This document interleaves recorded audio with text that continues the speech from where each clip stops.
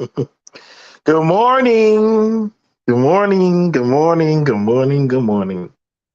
Good morning. Oh man. Oh, oh man. I wanted to stay away from this kind of conversation because you know they were like, "BMT, you see the way that these people are talking, and they don't respect the 9 to 5 man." I was like, oh. I was confused. I'm just sitting there drinking my banana pudding moonshine, you know, staring at the horizon. I had light up a cigarette. I said, I guess I have to come down from the mountain, and I have to talk to them because I'm like, all right, y'all ain't gonna like the truth. You're not gonna like it. So what I will do, I'm gonna go grab your content that y'all put out there 2 to 3 years prior. Actually, longer than that. And the content that was put out there by certain inconsistent men and women was that Black women do not know how to properly choose a mate. They don't know how to choose a mate. They're very inconsistent. They're some one guy, Mr. Let Go says that he fucks women, but he don't marry them. That's his choice. But they were saying that these women don't have no type of set skill of knowing what to do. All right, cool. All right, great. So now you have it where women are on a platform higher than yours.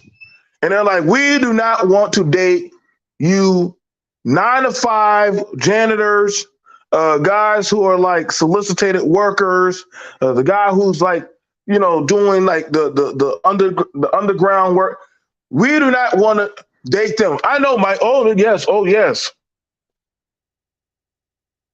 And the women were confused. They were like, wait a second. I thought y'all be happy because now we're following that of the outcry of the social media programming that y'all were bantering about for years. Remember when y'all had your godfather telling Black men how, hey, the Black woman should be looking for the high value man.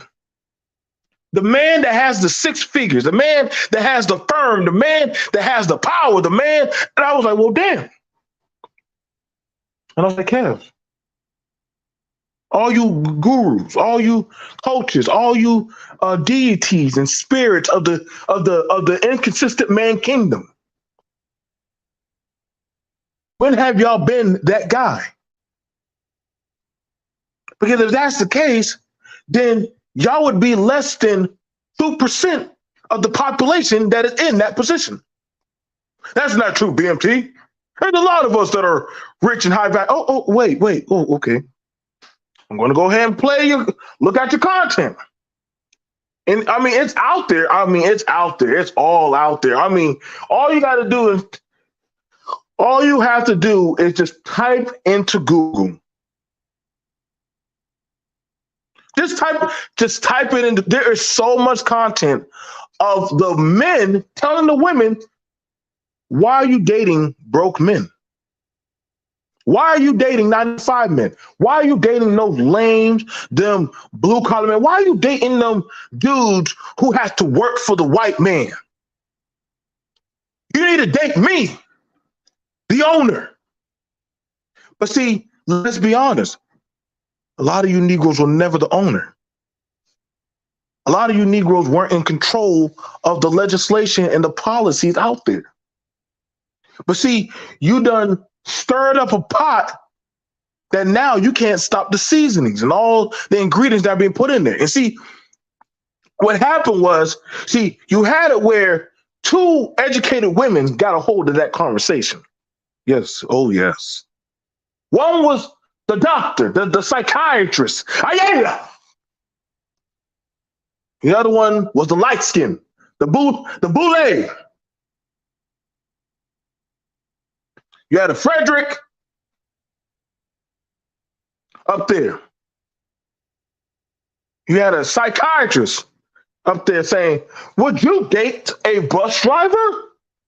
Knowing damn well her black ass would never date no fucking bus driver. But she knew, because she knew the hurt and the pain of the Negro. She knew that. There's not even that many goddamn women in the goddamn psychology field. Well, there are more women, black women in the psychology field, but not black men. We know that. We can pull up them doggone statistics and paperwork. Honestly, we can honestly ask, like, how many you make it seem like Ayala's now going out there to pick up the Chick-fil-A worker. Is she going out there and picking up the guy who works at Lowe's, driving the forklift now? Like, I need to know, where's this rush? Where has it ever been this rush of the professionals rushing to date the 9 to 5? Because last time I heard, there was a complaint about that. Shout out to Business Talk with K. Because in this space, we was hearing, you know, us men, K and Mike and myself, we were hearing that, hey, y'all are having bad practices in dating choices. But I'm like, well, wait a second. Majority of the conversation is about sexual access. Well, I don't get it.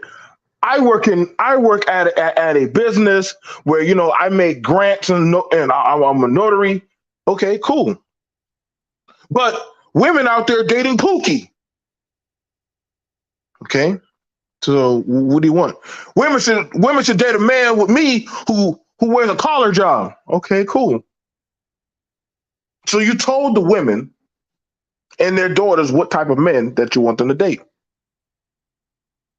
And you would have these dudes running, nah, BMT. We said that their choices are unrealistic. Now we got to put that into context. Because we understand that more black women go to college than black men. Uh-oh.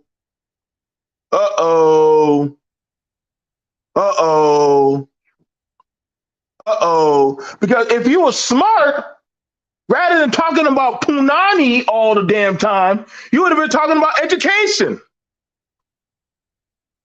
But the conversation stayed on punani.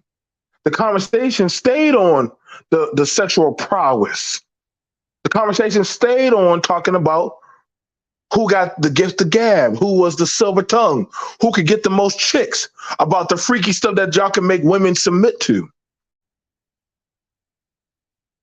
So when you went into those conversations, mind you, the women that you wanted were going to school, or said that, no, this I love this remark right here, Super Mike. Men don't care about a woman's education and degree. Woo! God, man, that was a good. Oh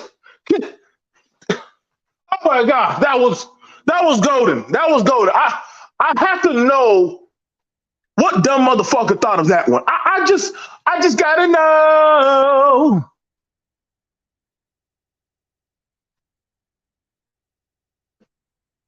You're right about that, Nicole. They said women are stupid. Why? They were tricked by the white man to get a degree. Why do you need that? Now I'm like, wait a second, hold on. My brain was trying to process the logic.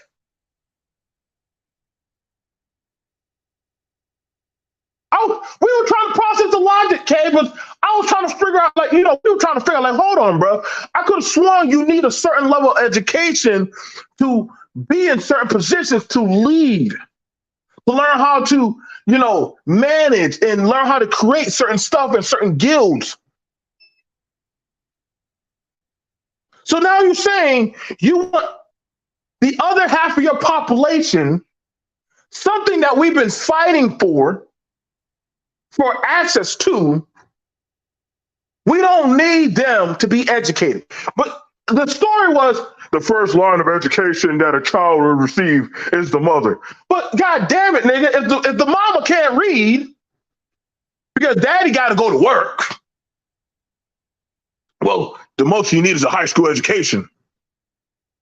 What you need all that other shit for? You need to be at home cooking and cleaning and depending on my managerial skills at the home. Well, I'm like, okay, bro. All right. Okay. Because I can't fathom a father or any type of man that will tell a young man or woman don't go to school. I can't fathom that. I mean, probably there might be somebody out there. I'm pretty sure. But see, now we're here. Now we here. I know y'all like showing the pictures of a black man getting a degree, and that's good. I get happy. I know y'all gonna say, man, they're gonna BMT again, demonizing black men. Why is he always picking on us? Oh, BMT, leave us black men alone. I'm like, what am I doing? Y'all the ones that made the narrative. We were told that, hey, we don't need that education crap. We don't need to elevate. We all need to be owners. I'm like, well, the reality is most black people will never be owners. You do know that, right? Somebody got to work.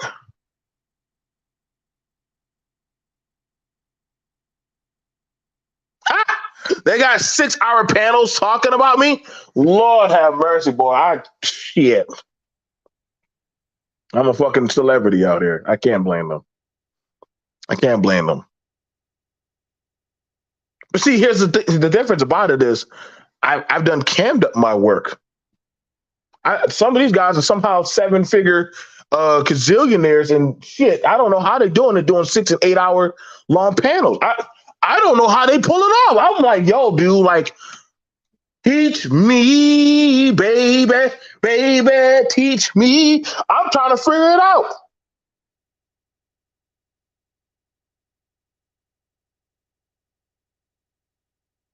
Eight years complaining about goddamn the woman and her advocacy. BMT is part of the garnocracy. I'm like, man, would y'all stop making up these make-believe YouTube Avenger War conversation that most of us don't give a shit about?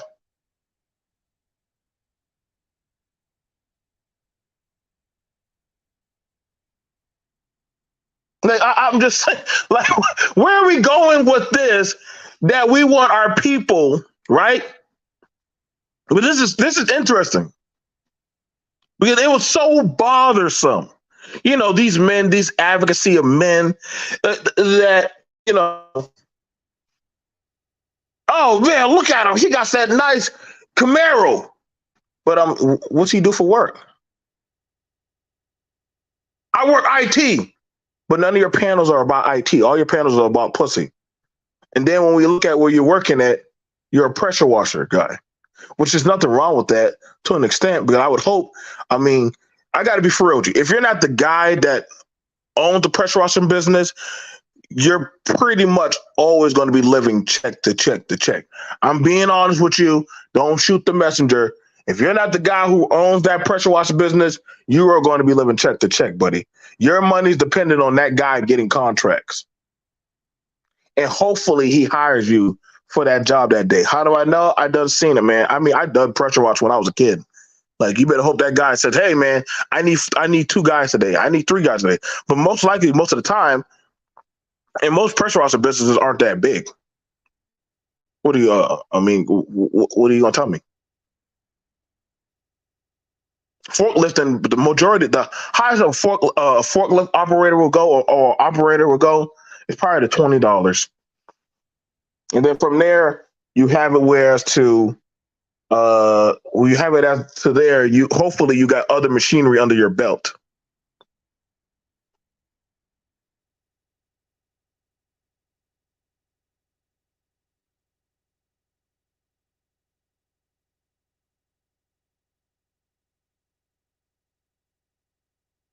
But we're hearing these logic and these talking points. I mean, listen, bro, avatars can't affect me. I really listen. We understand, black men, you have no power, and that's a reality. Even that echoes in the back of my mind. Black men, you have no power. That white man, Elon Musk, or that white liberal woman would have one day say, "Get y'all Negroes, get the fuck off my damn site." What y'all gonna tell them? What y'all gonna tell them that y'all bring?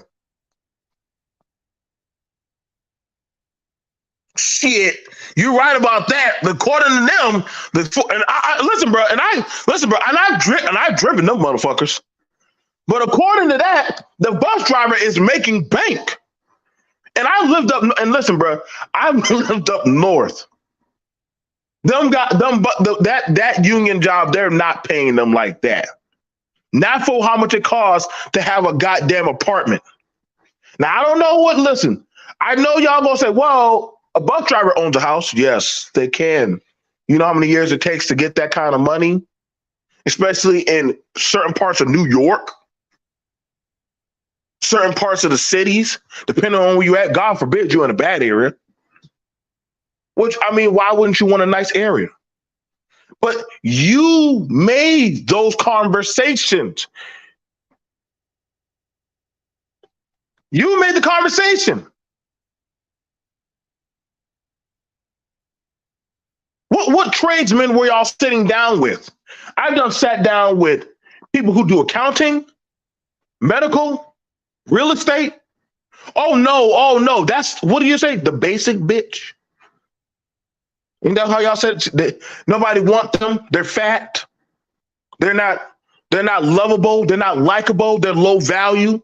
Nobody wants that. Everybody wants that hourglass IG chick, right? And that was told to us on our panel. I believe that was told to us. I heard somebody tell a woman, a nigga that we didn't even know who the fuck he was. He said, if you come under me, you won't have to quit your job and service me and bear my children.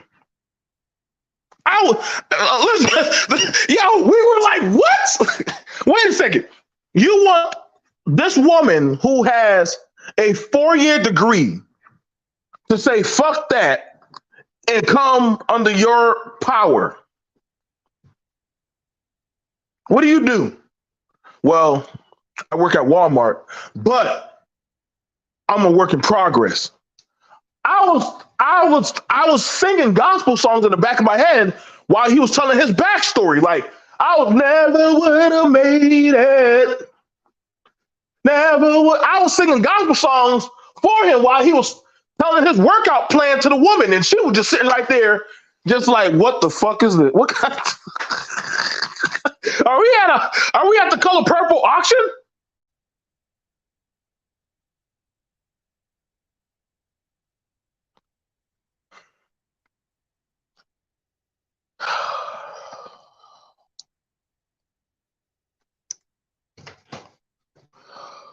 Jesus Christ. Log off. Log off. Log off. Log off. I'm done with you. You log off. You get offline. Get out! I do apologize about that. It's just that we've been through a lot. We've been through a lot. I don't scoff at no brother that has a skill set. I don't. I know y'all say, "Oh, BMT, I know you're not talking." I'm like, what are you talking about? Because I literally showed y'all my skill set. But I'm realistic.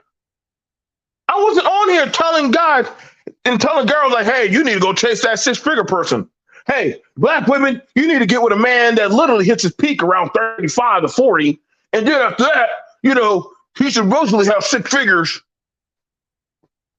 I'm like, dude, you do know majority of black households are between the 40 and 60K range, right? And that's a blessing if they get to 60K. And that's thinning out. I know y'all like to believe them power shows and Bel Air and all that shit. We live in the world of reality.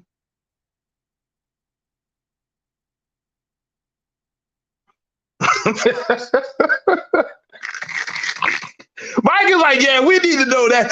We need that Coke bottle. I mean, y'all the ones that said that y'all wanted the women to start choosing the men that were owners.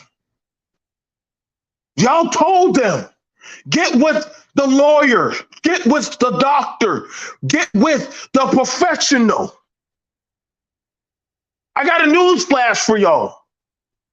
There ain't that many of y'all. Y'all do know that, right? How many black doctors are there? I know y'all were happy when y'all saw that Howard University picture with, yeah, I'm gonna save lives.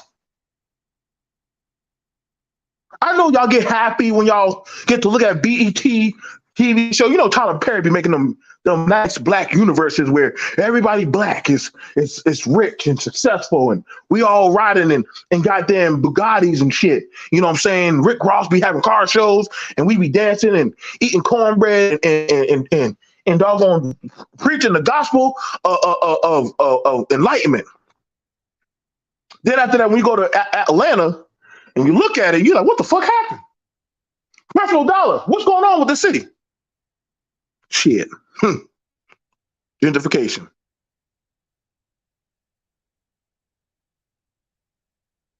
I need to know. I need to know. Like, y'all got to be realistic with me on this, because y'all don't.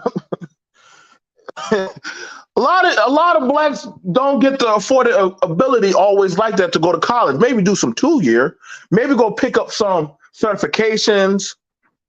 You do have some that actually go, but it's more so of the women that go to college more than the men. That's just statistical facts. There are more women. There are more of our women in college than there are of our men. More of our men do more hands-on jobs. And the fact about it that y'all don't, you set up the narrative. Why is she getting with Pookie? Majority of y'all come from a Pookie background. I'm sorry to tell y'all, but a lot of y'all were latchkey kids. I mean, from looking at some of y'all in y'all geriatric care. Oh yeah. I mean, 7 years of panels talking about child support. 7 years talking about mama ain't shit. Now mama's daughter went to school and said, well, I'm not going to date an ain't shit nigga. I'm going to date a goddamn high value nigga. Wait a second. Hold up. Wait. Stop the presses, Nicole. Stop the presses, Mike. Slow down, Jay. Y'all told these women, you know, but Ayala and Ebony, they're 40 up. That's 40 up. Those are women that already did their tenure, their time, and they're like, all right, listen, we ain't looking at having no kids. We ain't looking at doing anything more. We already set in our ways of our education. Fuck y'all, we out here. And if y'all are stupid to say, well, Ayala and who's already been divorced 3 times, and Ebony, you know, I mean, I caught that with, you know, DJ Envy. You know, she did it in a white. You married a white man, okay? Okay, we get it. All right, and that was a pretty smooth move. I like that. I like that when he brought up about her dating the white man. But I'm like, y'all don't say shit with all them other. Y'all be doing all these interviews with white folks in the goddamn Breakfast Club. Now all of a sudden, her dating a white man just magically blew up your mind, and it gave me a mind-boggling, euphoric, high. When black men freaked the fuck out when they found out Ebony, a high value woman, yeah, that's what she is, but she is more richer than majority of people in these spaces, that she dated a white man. But however, the sentiment of the conversation in these same spaces was anything is better than dating a black woman. That was what said. Was that not what was said in these spaces? So why are you mad that now your woman is dating out just like the men that you said, and you propped up and said, hey, Better to date anything but a black woman. You put that out there in these chats, in these channels. You said, I'd rather go to South America. I'd rather go to UK. I'd rather go to Australia. I'd rather go to Russia. I'd rather go anywhere where the black woman is not at. See, though, this Western woman is not effeminate. Cool. I ain't had no problem. All right, cool. Hey. Mighty Morphin nigga up. You got it.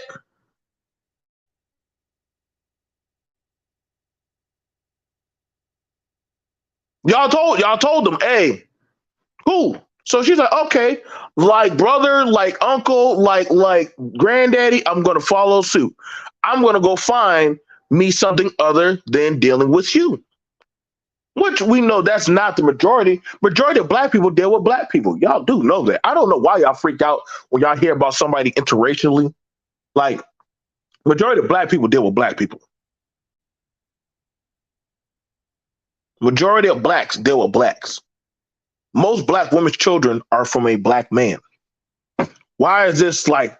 I know y'all get freaked out when y'all see a interracial baby running around the street. You know what I'm saying? It don't blow my mind, but I'm like, for that every one interracial baby, there are literally 10 black babies around that corner. That's why black kids look at the mixed kids so curious, like, hey, you look different from me. Your nose is different. Your hair is different. Your eyes are different. I mean, but I guess if you eating around us and you wash off around us and you stay around us long enough, I guess you're black. We kind of take anything that we throw around black kids and we just say that's black because if you're raised around the wolf pack long enough, you're pretty much part of the pack. That was the latchkey unsaid rule. If you grew up with me, Mike, Nicole, and Gene, right? Mind you, you look different from us, but you grew up around us. We pretty much just enclose you in as you're part of the family. But at that point, you've been around us through all the struggles, which we got to understand. A lot of black people got hard on for struggle bond. The struggle bond is actually a thing. I didn't know how to actually compilate it, but black people actually bond under hardship of struggle. Like, if you don't struggle as a black person, they revoke your black card. Did you know that? If you don't struggle as a black person, especially in a lot of these spaces, but a lot of these spaces are struggulations.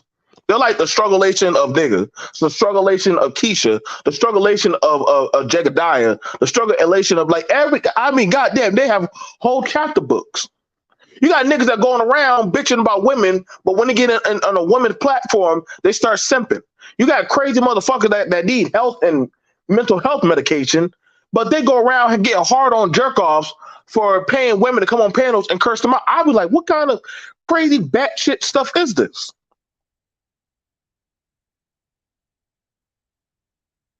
I didn't hear no men have any smoke for Kevin. Huh? I didn't hear no men have any smoke for goddamn what's the smoke for all them six figure? Y'all got no smoke for the Lapeef network. All them broke ass motherfuckers up there with Anton, and y'all happy that he stunts on y'all, and y'all said, oh yeah. But see, I found it interesting. The nigga was like begging a woman to call him in front of his wife. And I was like, well, goddamn, nigga, wait, where did you do that when you beg goddamn women, non-married women that literally already got kids? Like, and that just shows you it could be a six-figure goddamn nigga with money, and he still will beg a single mother for attention. Like, if that was a Negro Jesus working his work, he was like, BMT, sit your black ass down, nigga, and watch this shit. And I said, yes, Lord. What are you trying to show me, Lord? Just shut up, nigga. Now watch. And I see this bald nigga up there come up on a panel with two black women. One married and another one single. And the six-figure nigga begging the single mother, listen, I done brought you to my house. I done flown you out. I done did all kinds of stuff for you. Why didn't you call me, baby? Why didn't you call me? Why didn't you reach out to me? And I'm trying to listen, bro. I'm trying to figure out, listen, bro. If I done did that shit, boy, I would have got a cross kick across. I was like, what? Oh, what's going on? Negro get shot up, nigga. Just watch. Hey, listen, bro. Listen, bro. hey. When women say, listen, bro, it don't matter if a nigga got a ring on or not. A nigga gonna do what a nigga gonna do. It don't matter if a man can be right there with his woman and children, he'll still try to holler at the cheeks.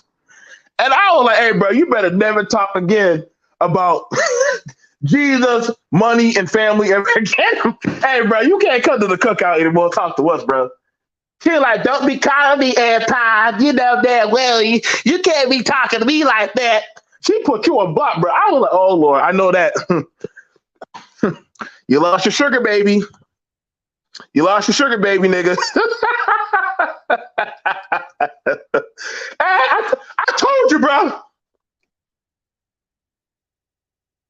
It don't matter the amount of money. Even these high value motherfuckers are still going to choose goddamn whatever the fuck they want. Hey, listen. Strippers are business owners. I don't know what kind of line. Listen, boy, I would be choked out dead if I did that shit. I'd have to call up Gene. Hey, G, I'm on my way to Florida, bro. I done fucked up. Yeah, you did fucked up. Get the fuck you money ready. Listen, bro, when you got high value men begging women, call me, baby. Call me. Come. Please. Don't leave me. Oh, baby, don't leave. I was like, oh, woo, get it, baby. Woo. I was right there dancing. I was like, oh, shit.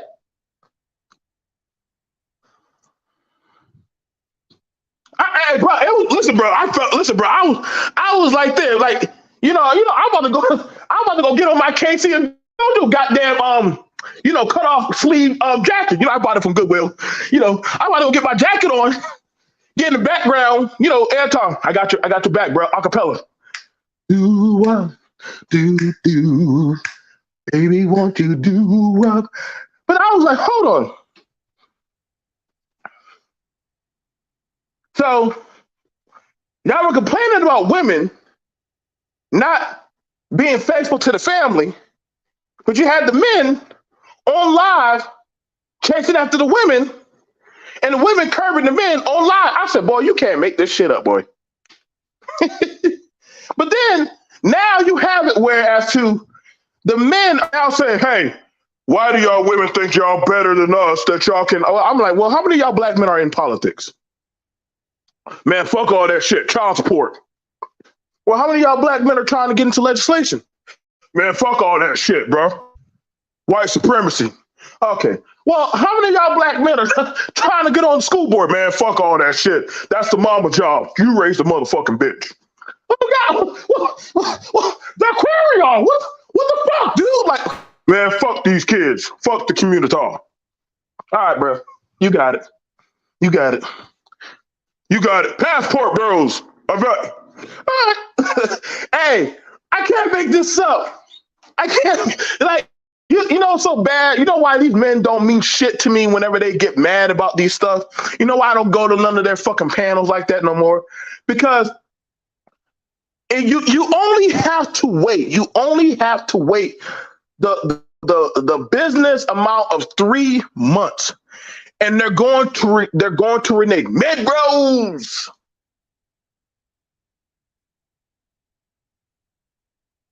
They still mad. They still want Sierra to get back. They're still complaining about that. You would think that they're the bridesmaids at Sierra's wedding. Man, bitch, why'd you leave Future? He's a good man. I said, damn. You think Future want to hang out with you motherfuckers? I thought y'all said that Pookie was beating y'all up. Now I'm saying I want to hang out with Future? 1 minute they'll complain about Future. But the goddamn Future Network News, they know everything about the Migos. Yeah, man. You know what? Offset, bro. You need to holler at me. Nigga, y'all don't know no fucking Offset. All these, like, no rapper in this space other than goddamn, um, what's that motherfucking goddamn dude motherfucker die? Shit. That old nigga, that old bald nigga. That's the only nigga that claimed this guy space that he said, I'm Manosphere. Like, nigga, you done so crack dope and talked about black woman coochie for goddamn 60 years. Now all of a sudden you Manosphere. Like, but then again, that's the majority of a lot of these motherfuckers. They done fucked up and done battle dragging their knuckles there through the goddamn. Now all of a sudden they want the alliance.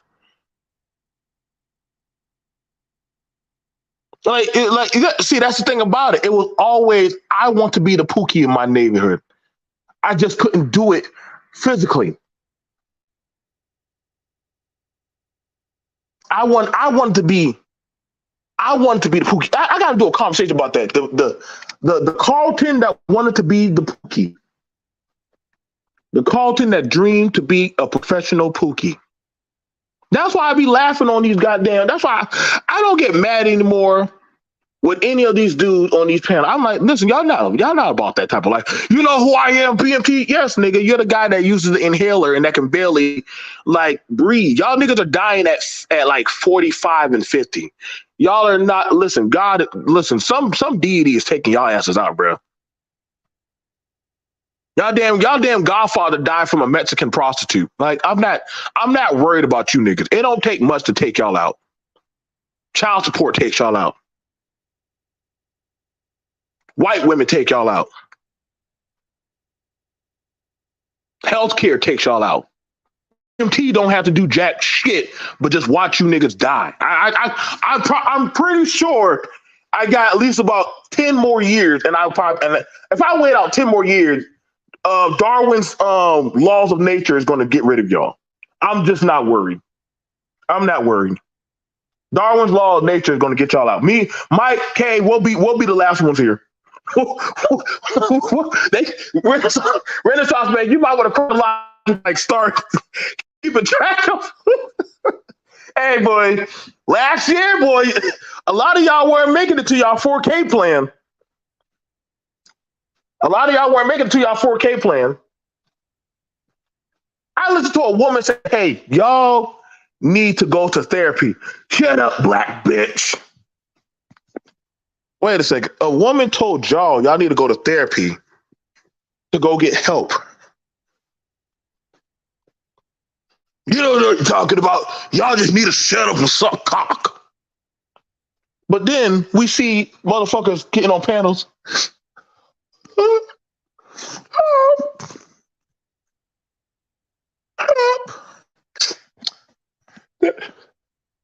just want somebody to hear me out, dog. I just want somebody to understand that black men are sufferers. I just want somebody to understand that I want to be loved too. I go talk to Mei Ling and Kurachi and, you know, I finally found somebody that love me. Me love you lifetime. Hello, Kurachi. Y'all see how feminine she is? Y'all see how she treats me like a king? You see how she treats me like I'm a man for once in my life? I'm like, is this nigga getting up crying on the panel, telling us how he finally found some woman that can't speak barely English? The only words he taught her was cook and clean. This nigga just had a whole revelation of oh man, hey bro, I gotta start clipping these conversations that these dudes be trying to come at me. Man, why are you making fun of us? I finally got a woman that cook and clean and treats me like a man, and she loves me. You'll never know what it's like to be loved. I'm like, nigga, would you shut your goofy ass up? You literally hired a goddamn woman, and you're afraid to bring her back to the U.S. But you know, once she gets to the U.S., her goddamn, she gonna take them sandals off and hit the ground running and run down the street and leave your ass. Every time these Negroes say they finally found a submissive woman, by the next episode of their video, it's a different woman. And then we see in the background, the woman that they said was submissive is back at the fucking karaoke bar or on the corner where they found her. I can't make this shit up, bro. It's so bad. These goddamn kings getting caught. These six-figure niggas getting caught. They walking around, belly popping out, walking on the beach and saying, "Hey, baby, como está? Yo quiero Taco Bell." Oh, muy bien, señor. Yes. Peso, dollar, sucky. Look at, hey, y'all. Hey, y'all black men and women, y'all must be jealous. But I got the bitches now. I got all the bitches. I got the bad bitches. I got the Cuban bitches. I got the Puerto Rican bitches. I got the universal bitches. I got all the bitches now. But y'all so now you got your foreign bitch. And congratulations to you. I want y'all to hear that. BMT say, congratulations to you. Congratulations. Dita Rell says congratulations. Broadbird says congratulations. Renaissance says congrats. All us men say congratulations to you. Okay? We're congratulating. We're happy that it only took you 35 to 50 years to find or get the money you needed to get the woman you needed. Okay, so we're happy for you. Okay? But now you came back. And then your conquest of coming back, now the black woman says, well, I just want y'all to know I only date a man that is an owner.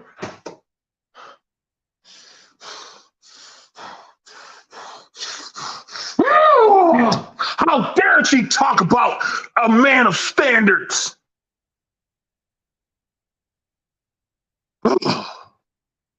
I'm about to get on the internet and curse her out. Now, y'all pay attention to the context of the conversation. You paraded saying you were happy you found Chung Lee in Cucaracha. I was happy for y'all. That was good.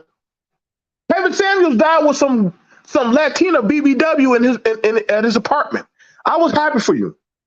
I don't know why y'all thought the goddamn prostitute knew how to do CPR. That was hilarious. That's how you know some of these niggas are stupid.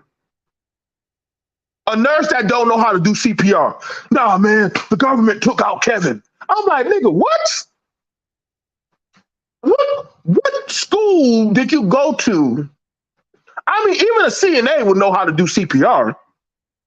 But I forgot, you know what?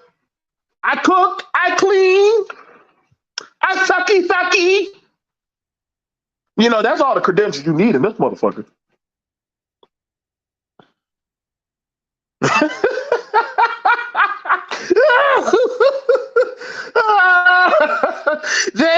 Yeah, she was a nurse. Hey, bro, listen, bro, I had so many medical people. I was like, yo, bro, how do y'all, tell me in 2 years, you know, if he was dating a nurse, you know, listen, bro, everybody can agree, from me being in the military to Dina Rail to all the professionals in the chat, somebody need to snatch her license, bro. Whoever, hey, somebody need to snatch his license, bro. But ain't no way y'all telling me a medical professional, a college person, that works in the medical field, does not know how to deal with cardiac arrest. If that's the case, listen, you could have got the school nurse to have done that. We heard the video. It went to Illuminati talking points. Oh man, BLT, don't be talking about him like that. I don't give a fuck. Fuck that. Told y'all, there ain't no censorship over here, buddy. Mm-mm. Mm-mm. Y'all like it. Hey, I'm my own agency. I'm my own agency. So y'all don't have to worry. I don't need y'all to have to worry about coming to bang it with me, hang with me. I don't need the panels or anything. I'm good at I'm good where I'm at.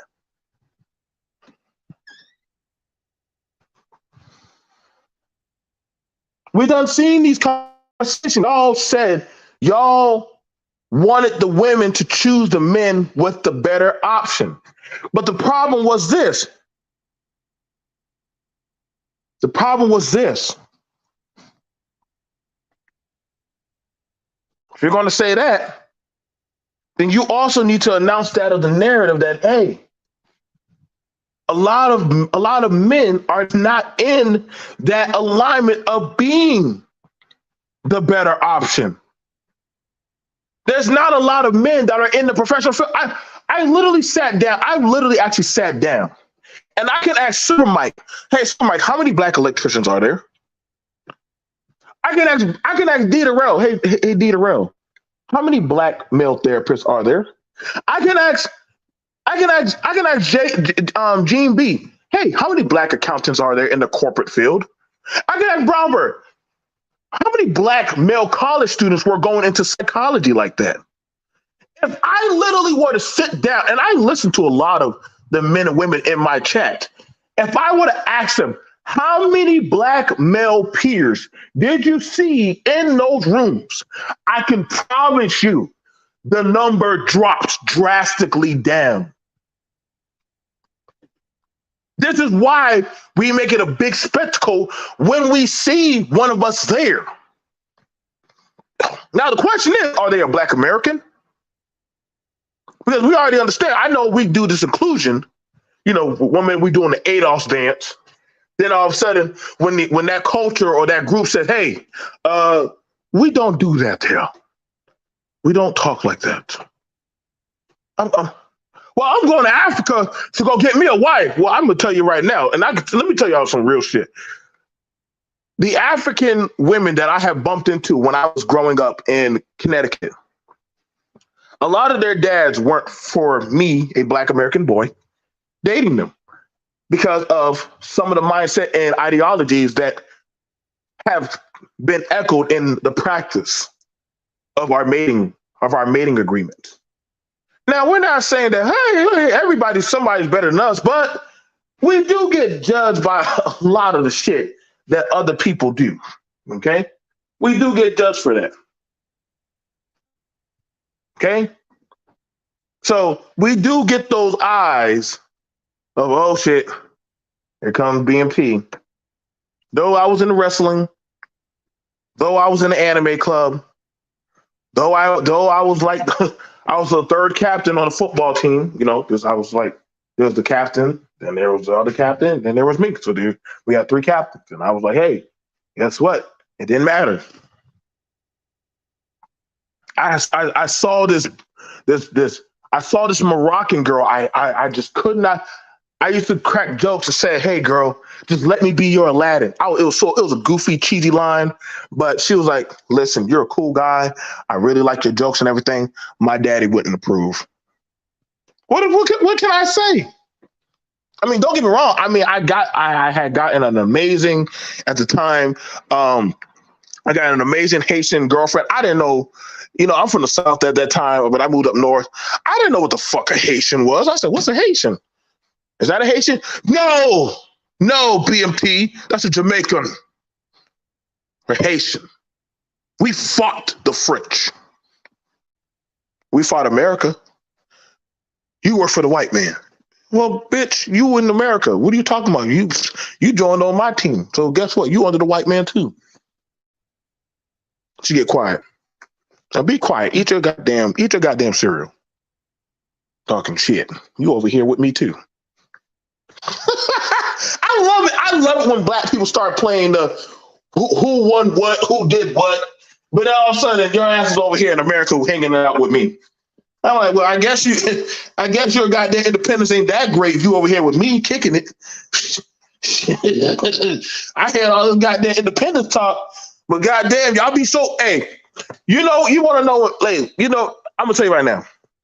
A lot of motherfuckers talk that good old pro talking point. Let a federal holiday pop up. These motherfuckers take the day off too. Wait till President's Day come. I bet you that motherfucker gonna take that day off.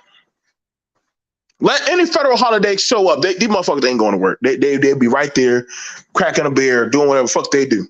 We don't take part of that holiday, but you off, you benefiting. Stop it. Stop it. You're just not in a position of power that you want to be in. But you can get there if you work hard. If you have a self-driven ideology. I'm just being honest. Thank you, Dita Rose. Thank you. I appreciate that.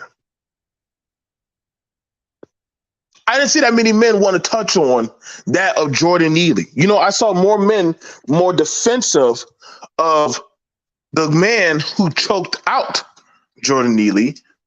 Just like I saw men defensive for the men that chased Ahmaud Arbery. They were slandering Breonna Taylor. You know, they were talking about Breonna Taylor. They were talking about, see, these are things that we can look up.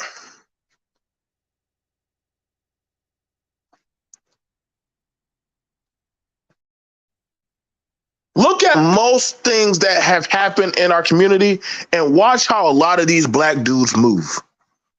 But yet they want that type of respect to say, I should be able to pick from the women. Well, the women, they're anti, but I'm like, okay, so let's ask the question. Who's out there banging on the streets more? And that's just being fair. And I'm not trying to make it a thing, but I just got to be honest. It is what it is. What's going on, Exile?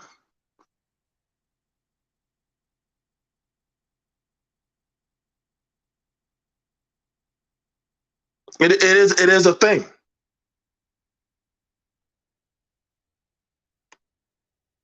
So we do have it now. We do have it where the conversation about, well, how dare Ebony tell that the bus driver isn't good enough? Well, all these motherfucking truck drivers in these goddamn chats and shit, because mind you, and the only one that I actually know that are about that type of work and about that type of lifestyle, they don't even like talking about hypersexuality. I gotta be real, man.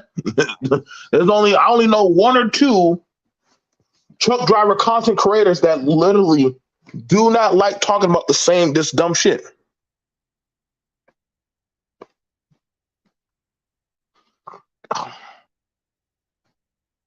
Excuse me. And so here we are. I was very specific. You had it where different dating coaches, different gurus, different life coaches, different red pill content creators told men, don't date the bottom of the barrel black woman. Isn't that what was said? Black men, don't date the bottom of the barrel black woman. You stay away from that broke bitch, that single mother, that woman with kids, that impoverished coochie. Oh, okay.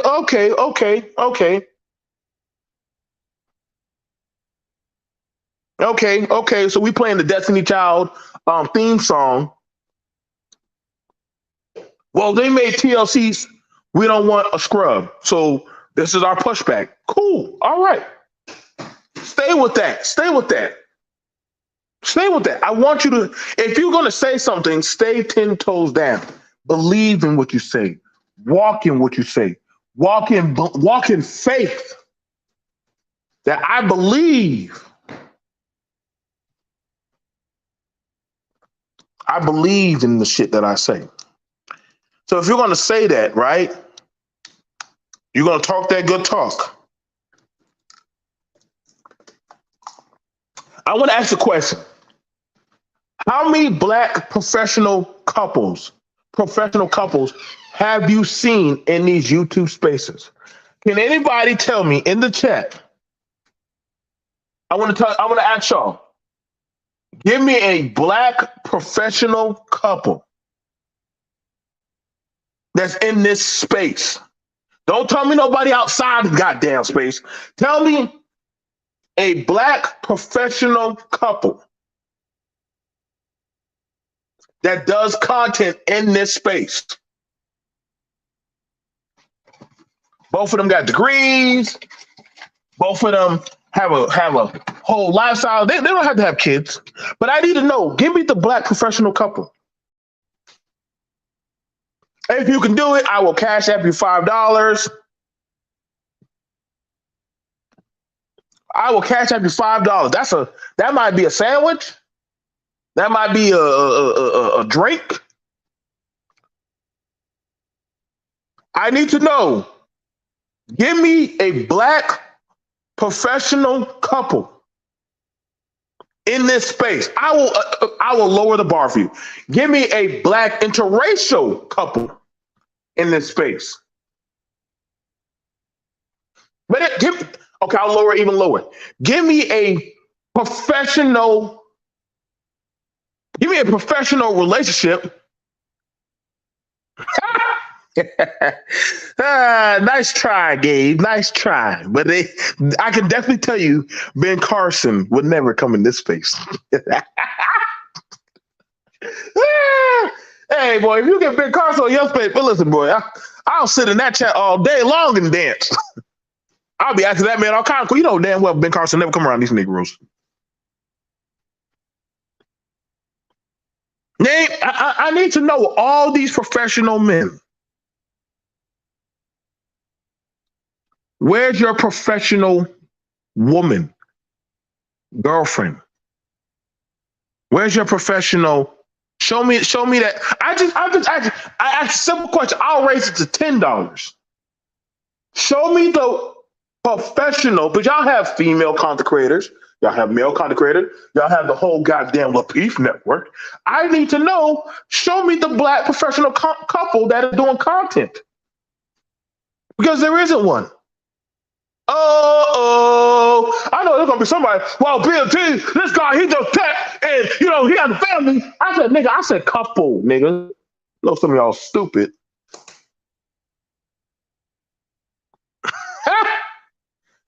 Gay wife ain't never got on no goddamn. Listen, Gabe will never let his family get on it. Hey, and I done look back, bro. Gabe married, but Gabe ain't gonna never bring his old lady on this goddamn shit. That's something I know. That's something I know. Gabe ain't gonna never bring his family in this shit. Look at Gabe.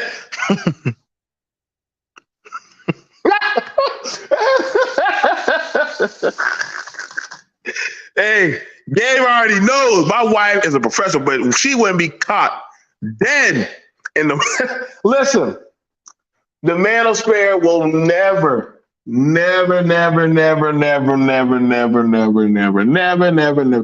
manosphere will never see a professional couple ever. As much as these motherfuckers goddamn have the Power Ranger goddamn ethos of masculinity, they have never seen in all their years a professional couple come on and do content. They have never seen that. They don't have that imagery. They're not in that place yet.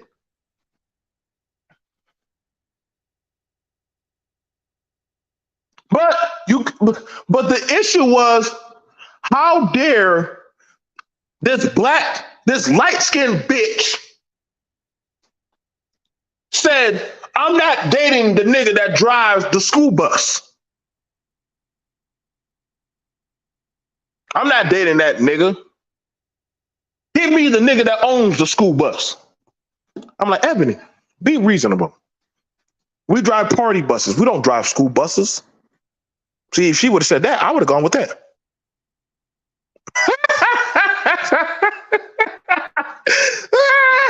Yo, Iman is trying, bro. Iman is definitely trying. Iman is trying. Boy, they done rip. Listen, boy, the old people.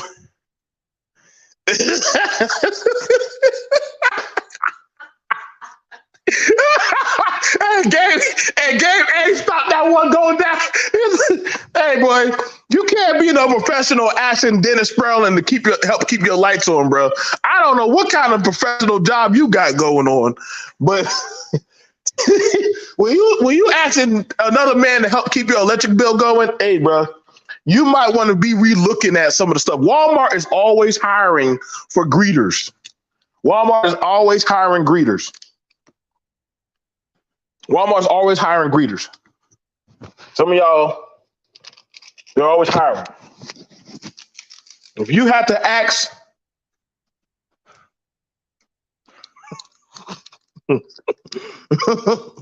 I'm just saying, man, yo, you put it out there. I know they got a Walmart in Philly. I seen it when I drove through.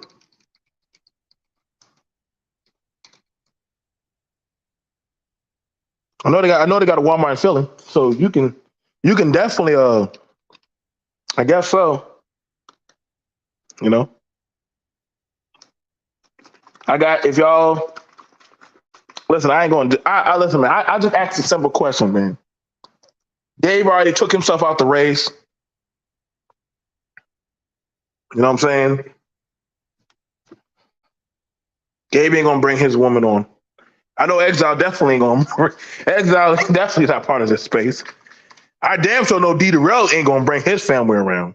Brownsburg just stays in the bar with all the unclean women. Renaissance man, nope. Nope. Let me see. Super Mike, nope. Super Mike, I know me and you and D. Darrell, we've been kicked out. Hash Dragon, nope. K-Bit, nope. Nope. Jay, oh no. Gynocracy Takeover, nope. Nicole, I know you didn't bring your man around this kind of place. I know Gyno, no, Gyno, they done banned you out of how many goddamn. Jay, the men, they just want to fuck you. But they're not gonna marry you, baby. I'm sorry. You already know. They done told my co-host, y'all. They done told my co-host she's good enough for a goddamn Popeyes meal and to be taken behind the drive-thru and fucked. But they're not gonna marry her. I'm sorry. So they gave Jay a proposal. The minute they saw her cam up in her bed, they thought literally that was an invitation that they were gonna have sex with her. I don't know how they got that, but Jay's always laying in her bed doing her content. Where she's like, hey, listen, I got 1 or 2 hours out of me, and then I'm going to bed. So I have to make my shows quick. I gotta make now. Hey, yo, back in the day, boy, at Friday nights, bro, we used to have some good nights on Fridays, man. Fridays, listen, bro, that was Ratchet Fridays. Boy, oh man, all the motherfuckers, boy. We had a whole content crew would just come by just to come drink, smoke, and just literally just do shit. Dudes would get drunk and shoot their shot at single mothers and tell them how they love them and that, you know, if she would just give up the child and not put him on child support, that they'll take Jay and Charity and Nicole and you know Nicole was doing crack, so we didn't give a fuck about Nicole. Once Nicole, yeah. Listen, Jay, you already know the stipulation. The man said if you quit your job and you submit and you help him catch up on his payments of child support, then you might be getting wiped. You may get wiped after he's done fucked you. I listen, y'all. I can't. Y'all think so crazy about it? Y'all think that I'm making this up? Y'all think I'm making this up? But this is the proposals on our channel. Black men have presented to the women on my panel. I literally said, listen, a man told the woman, right? This man literally worked at a gas station. He said, you would have to come under me. Well, where do you live? Well, I got one room. Then we find out the man lives with his mama. So she said, wait, so I gotta live with you and your mama? Yeah. What about where am I gonna work? You don't work. I said, wait, hold on, brother. Brother, you want her to leave her apartment and come live with you and your mama. Now I know y'all gonna say, BMT, you lying, bro. You lying. I shit you not, bro. Listen, man. I promise y'all. I promise y'all on everything, bro. I can go get the content. I can go get all those content creators. I can go get Heavy, Mobile, Jay, Nikki. Listen, bro. I got resume receipts of well-to-do people, bro. I've heard men in these spaces say the craziest shit. Like mama right there standing in the background wearing the goddamn moo and the fucking bonnet saying, get the fuck off that goddamn shit and take out that damn trash. I was like, oh my God. You gonna let your mama talk to me like that? That's my mama. Shut the fuck up.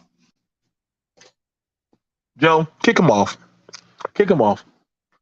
Sorry, bro, I gotta let you go, man. Your mama wants you to take out the trash.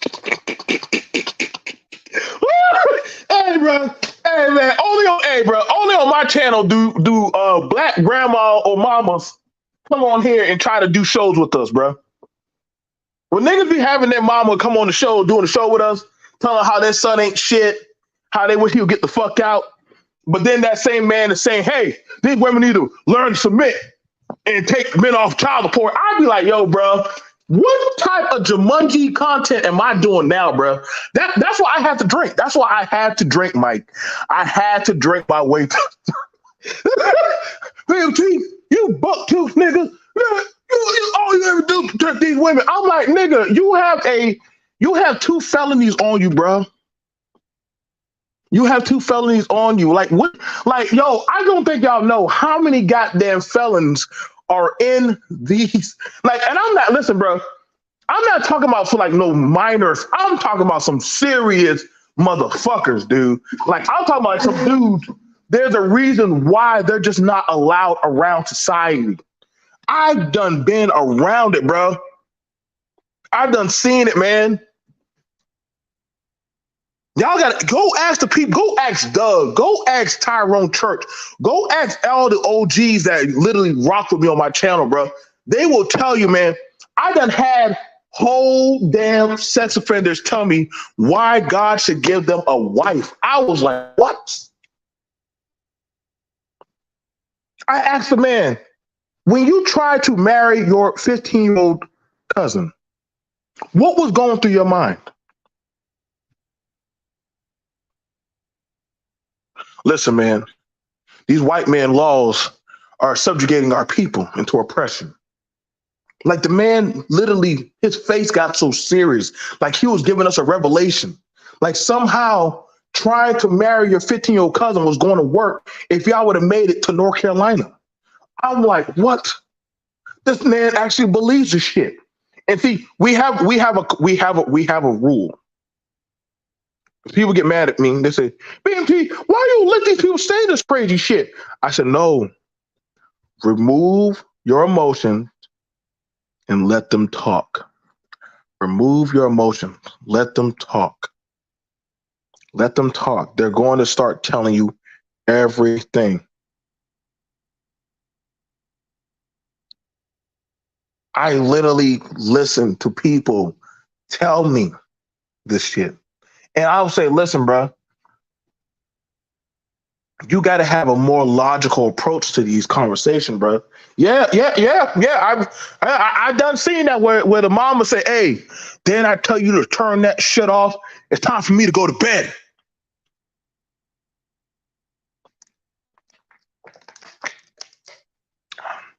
I say, hey, bro, you got to get off, bro. Your mama say, time for you to go to bed. You got to get off. Your mama said, got to go to bed. I ain't got to do what my mama tell me.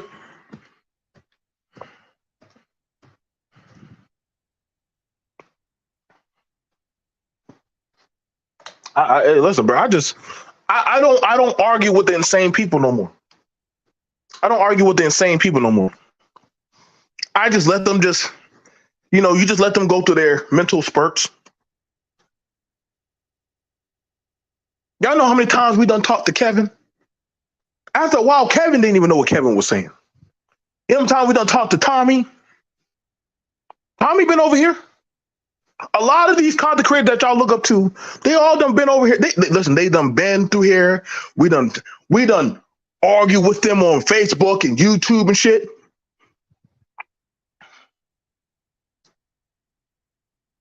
I said, hey, bro, I gotta go get my life, bro. Listen. It came to the point where after a while, Jay said, BMT, get off. Shut down the show. Shut down the show.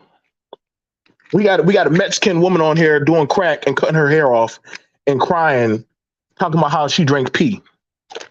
Cut off the show. Cut off the show. We done. But Jay, cut off the show. Okay. Well, guys, I got to cut the show off. We're about to get a lawsuit. We're going to probably get a lawsuit.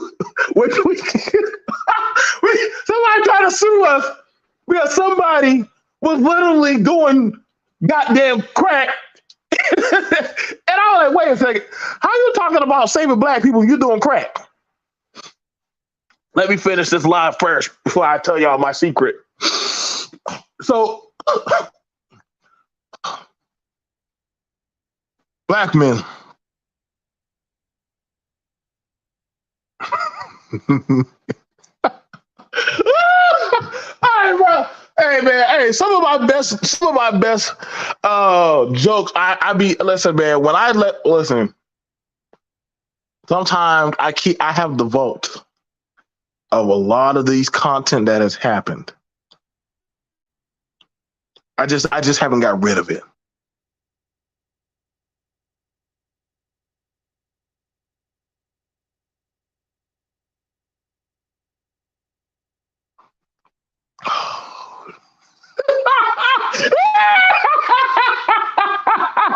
Hey, bro.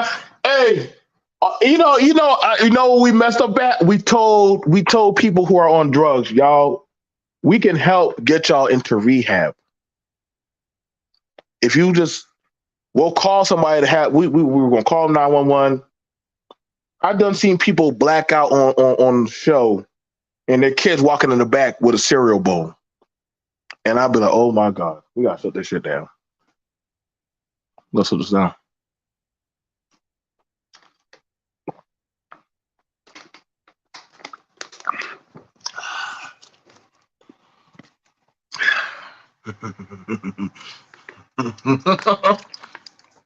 Rick. That's why I don't freak out anymore. I can't get mad when I hear people talk about they want the high value man or woman. Like, you know what I'm saying? They want the high value. And I would say, well, that's interesting because a lot of people are not in that position. You know, they're not in that position. You know, yeah, they're just not there. And it's very scary. It's very scary.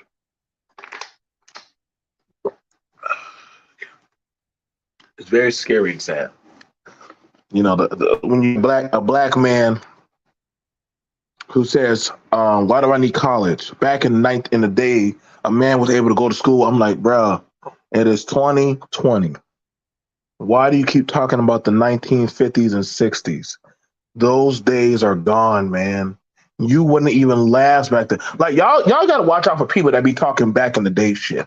When they start doing that shit, bro, like, y'all do know y'all were treated like shit. I know you have them few in between stories. Well, we had Tulsa, we had this, we had that. Nigga, you didn't have laws or legislation protecting you like that. You didn't have that shit. You just got your ass fucked up. The black woman never wanted to be in the home. Well, she actually went to work because you couldn't get a job, so she had to go to work.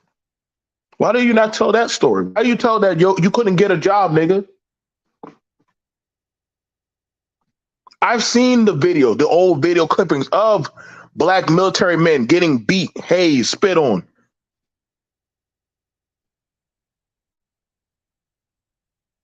But y'all talk about back in the day, it was sweet. How is it sweet when your child come home from school after getting his ass beat on the side of the road?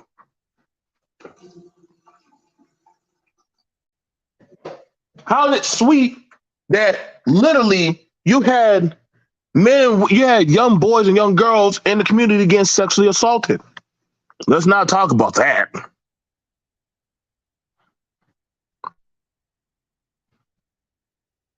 You got people who didn't have a good black upbringing, and they just upset and mad at the world. And I'm like, all right, cool, cool. I wasn't always the best, but I'm not. I'm not carrying a vitriol. I'm not carrying a stick up my ass. I'm not. I want you to understand. Y'all made the content of black women need to choose better mating choices. That was from this space. If you don't believe me, I already done clipped it. I've already done seen it. And one of them, and a few of y'all men are dead. But y'all said black women do not choose better mating choices, black men. And I'm having a conversation with you. If you said that and you set up the narrative that, hey, they need to choose a man that actually is X, Y, and Z. And guess what? Now you have it where the women that are in that field are agreeing with you and say, yes, women, don't choose this type of man. Get this man. This man, he ain't worth nothing. So all these women are materialistic. But nigga, you just try to push your weight out that, hey, because I have such and such amount of money that, I'm going to be a good household man, a good family man. I'm going to love my women and children. Well, literally, we done seen niggas on here do all the whole kind of crazy shit, bro. I'm not perfect. I don't got no holy cross. Nigga, I know I done fucked up. But see, I can at least honestly be realistic about it. Listen, bro, I live in a world of reality. I live in a world of reality. That perception talk, huh? Y'all like talk, y'all want to talk about Pookie, but y'all want Pookie to love y'all and validate y'all. Y'all want the bad bitch to be a housewife. You want the IG girl, the stripper, the hourglass the BBL. Like, here's the funny thing. They say black women aren't natural, but let a woman come on that's pretty, sexy, and doggone said, I love you, men. Oh my God. Meet me at the altar. Hey, bro, that's not her real dreads. That's fake. That's not her real tits.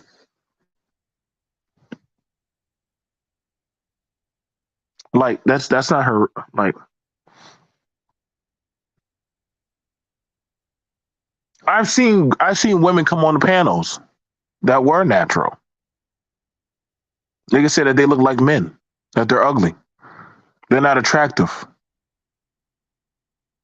I said, okay, so make up your fucking mind. Make up your fucking mind. They're inconsistent. Me, I don't give a shit. I like what I like, and then that's my preference of what I choose. And I mean, you can like what you like. That's fine. I don't got no beef against that.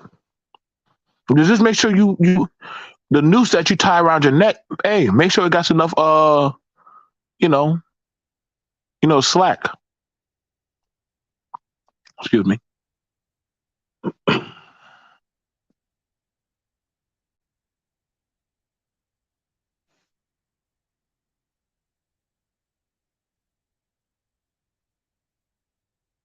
And that's a lot for a lot of people to deal with.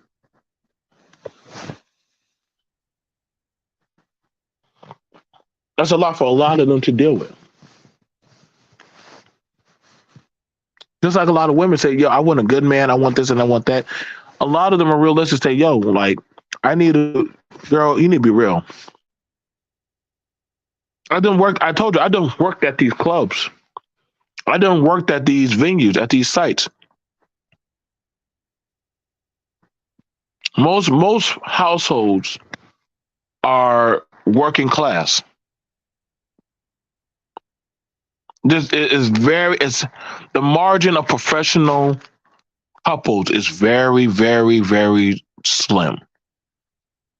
And I don't. And what I mean by that, I'm talking about like all white collar. Not saying that. Listen, and I don't have no problem. Listen, I love the salary man, the 9 to 5. Listen, I love y'all. I love all of y'all. I'm never going to spit on anybody out there busting their ass to make $1. That's not BMT. That ain't never my weight. I done plenty of time. Listen. I done driven a backhoe, a forklift. I done crawled into a crawl space. I done mowed grass. I've also worked in the office. I done paperwork plenty of time. I just find it boring and just not for me. But I can do it. I don't like admin work. I'm more hands-on type of guy. So if you're not a guy who likes to sit in the classroom, I don't think you're going to be a guy that likes to sit in the office. There's a reason why a lot of men. When I used to work at Walmart, you know how many brothers could have got the manager position before I did, but they didn't want to sit down and go do the kiosks and actually start busting their chops to actually get to that next level. A lot of them didn't want to sit down and actually go there and get that. Like, like I done seen it in the military. I done seen it in at like warehouses and stuff. There's a lot of black men that can get the manager position. They just don't want to do it. They really don't want to do it. They can do it, but they don't want to do it. So whose fault is that? I've been there to those. Hey, bro, like, yo, bro, Mr. Tommy's looking at you, bro. Like he wants you. Yo, bro, you can get that. Man, fuck that. You know why? Because you don't want to leave your homeboy. You don't want to have more of the light on you where now they're watching what you do. You know doggone well, the same way how you showed respect to that last leadership, you know damn well the next leadership is not going to respect you like that. Or the next group, that the way how you treated them, now you want them to respect you like that.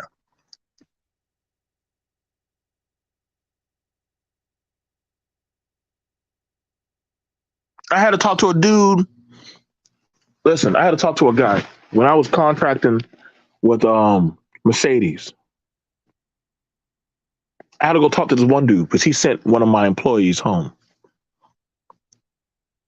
And I said, listen, dude, why'd you send that person home? I'm saying they weren't listening when I told them to do something. And I said, I had the screenshot. And I said, what's this text message that you were asking, could you, that you wanted them to come by and hang out with you? You know, you can be fired for that.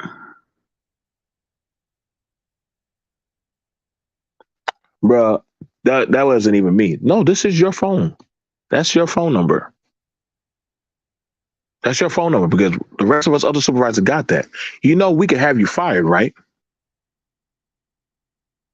I said, come on back in here. You sent her man home because he stepped to you because you were trying to date his girl. When you know damn well a supervisor is not supposed to be dating a subordinate.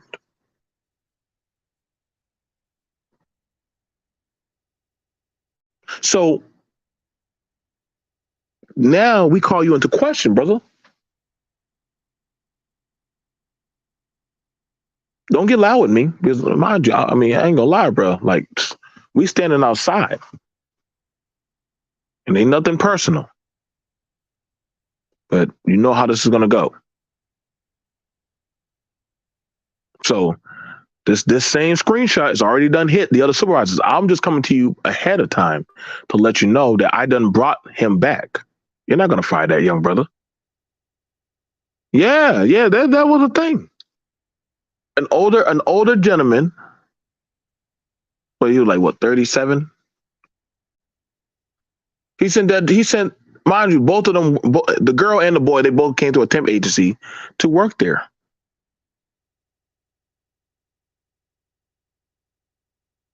But because You think that you have the position that you think you can, sleep and fuck on the subordinates, and that you didn't think that her man was going to check you on that. Like, hey, you can holler at the other chicken, but this one is mine. I don't have a problem with that. They don't be doing nothing sexually explicit on the work site. They come in there, she changes her Crocs, she put on her sneakers, he jumps right on his forklift and he goes. She jumps on the tugger, he goes.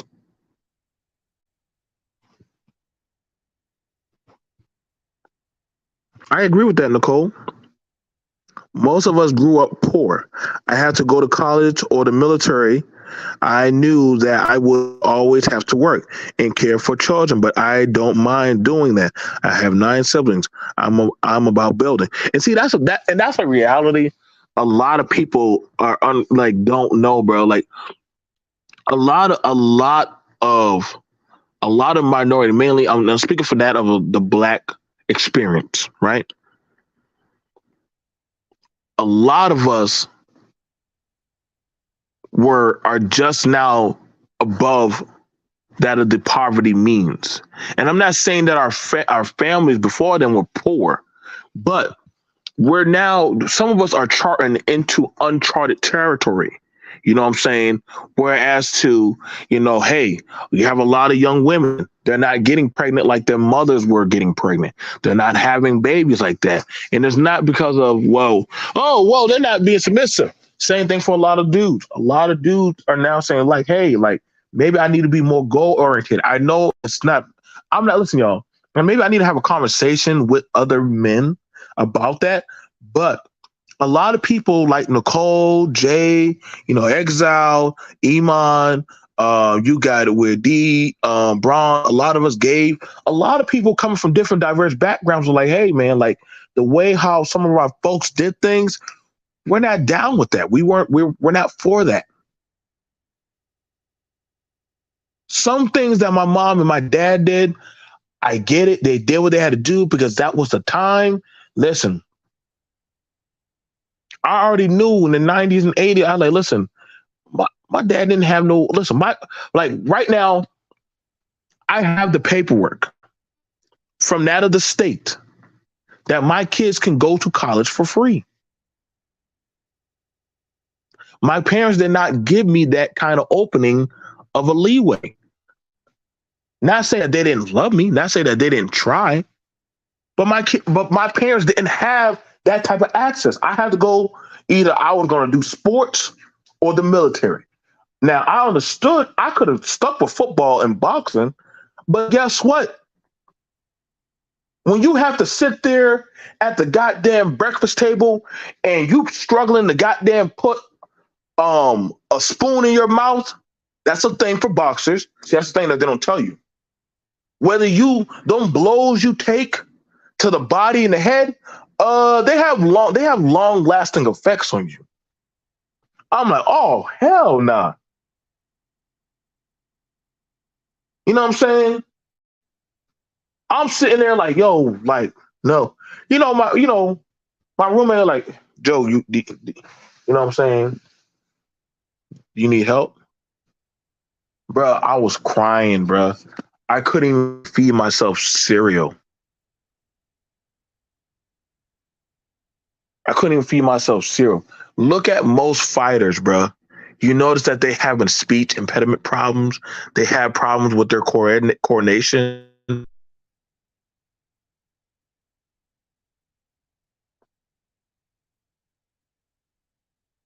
That stuff wears out, and that's not just for just fighters. You can go look at football. Listen, a lot of players, they have long lasting, like that's the thing about it when it comes to sports. It's a backlash. Military, hey, I gotta tell you right now, man. I was out there playing G.I. Joe. I was out there. Listen, man. I didn't need to play Call of Duty. I was doing Call of Duty. But in the long run, listen, I lost a lot. But I also told my kids, like, hey, y'all don't got to make the same sacrifices I did.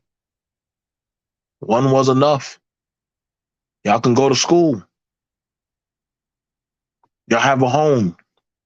Y'all have a fridge. Like when my first child was born, listen, me and his mother, we went through some things. See, we went through some things. It was a roller coaster. Second baby was born.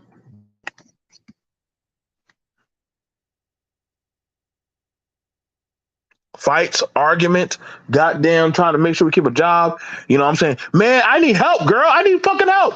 Nigga, don't look at me. You don't got me pregnant. I'm like, what the fuck? I just I just made 900 motherfucking dollars. Like, where'd all the money going? Nigga, bills. Why are you taking it out on me? And see, that's a real. Maybe I got to do that conversation later because it's easy to talk shit when you're not the one doing the building. I couldn't get mad at her because I was putting babies up in her. A lot of dudes don't. Y'all gotta understand, man. When you put a baby in a woman, there's only so much shit that she can do. I know some niggas. Well, I see women, and I used to use that stupid argument, and that was very fucked up of me. Well, there's a girl at Walmart. When I go by there, she's on there, and she's goddamn 6 to 7 months pregnant. And that was very reckless of me. I got to be honest. That was not cool of me to say that kind of shit, throw that in her face. I was not making that pregnancy easy. You know what I'm saying? And I was young and dumb and immature at the time. I'll hold that L. I hold that.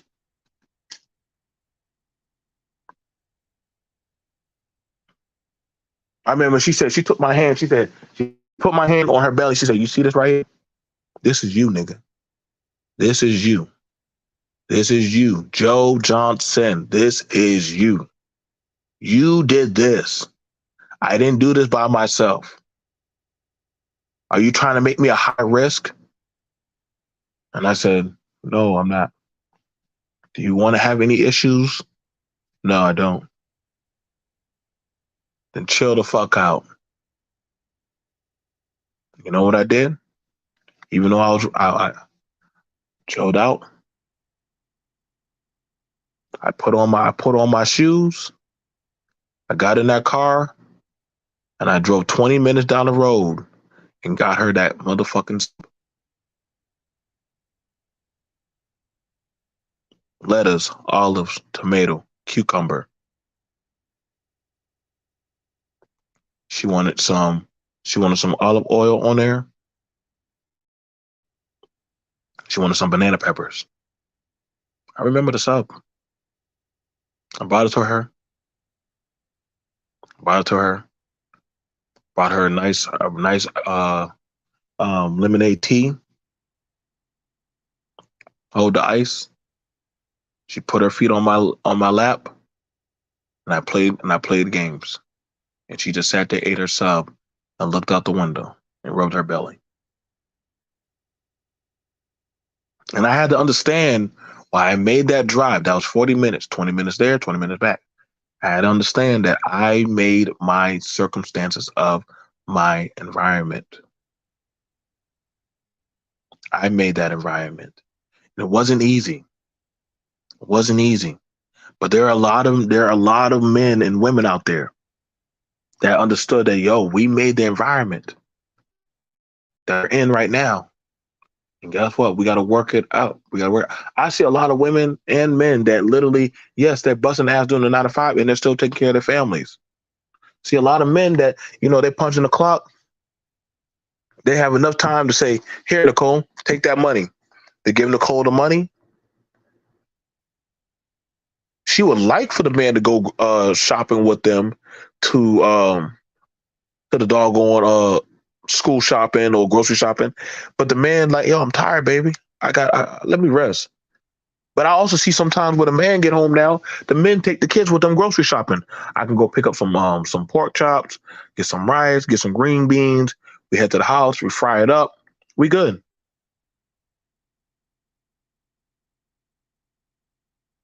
I'm changing, bro. Look, listen, man. Everybody, listen. I don't know a lot of black people that own firms. I don't know a lot of black people that they're not saying that we're not out there. I want you to understand. We're not saying that there aren't blacks out there, but I gotta let y'all know it's few in between. You might be lucky where you say, you know what, Exile could probably tell his wife, you know what, baby, I'll go to work, you go back to school. You sure? It's going to be rough, but you go back to school. Some men will knowingly do that. I know a lot of men that will do that. They know that they got the woman pregnant. They'll send their woman back to school.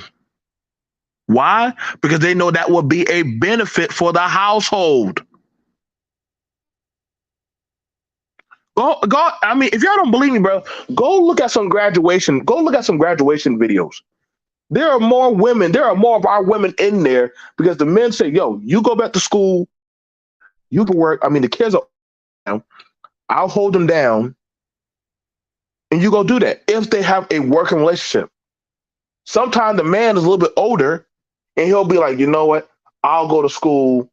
And that's very rare, because most men, when they start working, they kind of just start working. They really don't say, well, now you go to school. I mean, don't get me wrong, you do have it where they could do some night classes or go do some other stuff. And that does happen where even some women like, hey, baby, hey, I made some extra money. I got some of the tax money. You can go. You can go. There's an opening window. You can go. You sure? Nah, man. I'm like, we got to make this work. No, you can go. See, those kinds of logical scenario conversations that are realistically happening are not being echoed in here. You know why? Because people don't have said experience to have those logical conversations, or they're not in that environment or situation to actually dictate those conversations. Over here, I know about them. I've had them. I've seen them. I've watched them, and I walked with them. Did any of your coaches tell their woman to go back to school for their household? So give me the content creator. There's 20 in the chat. Give me the content creator where he said, I told my woman to go back to school for our household. Give me the content creator that did that. Give me the man that said, I put my girl through school.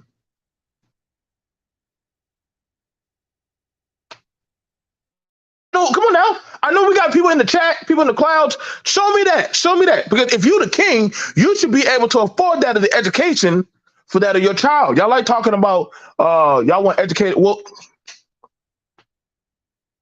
show me the men that put their boys through college. I love this. I mean, I think that's an honorable thing. I know there's a lot of them out there. It should be.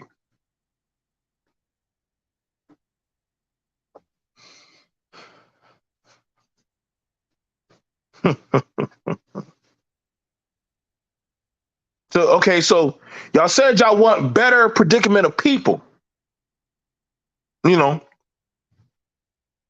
but are y'all creating the environment for that? Y'all complain about, well, y'all said, well, we want the women to choose better.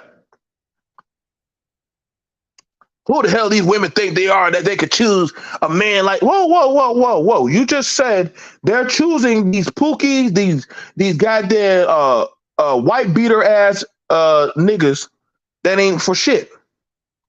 But at one point, you were that white beater nigga. You was that 9-to-5 nigga. You was that goddamn boiled peanut malt licking motherfucking nigga. That was you, nigga. What's up, Geely? A lot of y'all didn't come into y'all jobs until later on. Somebody had to open that doorway for you. Unless you had an older man give it to you or literally put you in that predicament, I gotta be for real. A lot of black men don't have that type of agency that they were put in there. I know.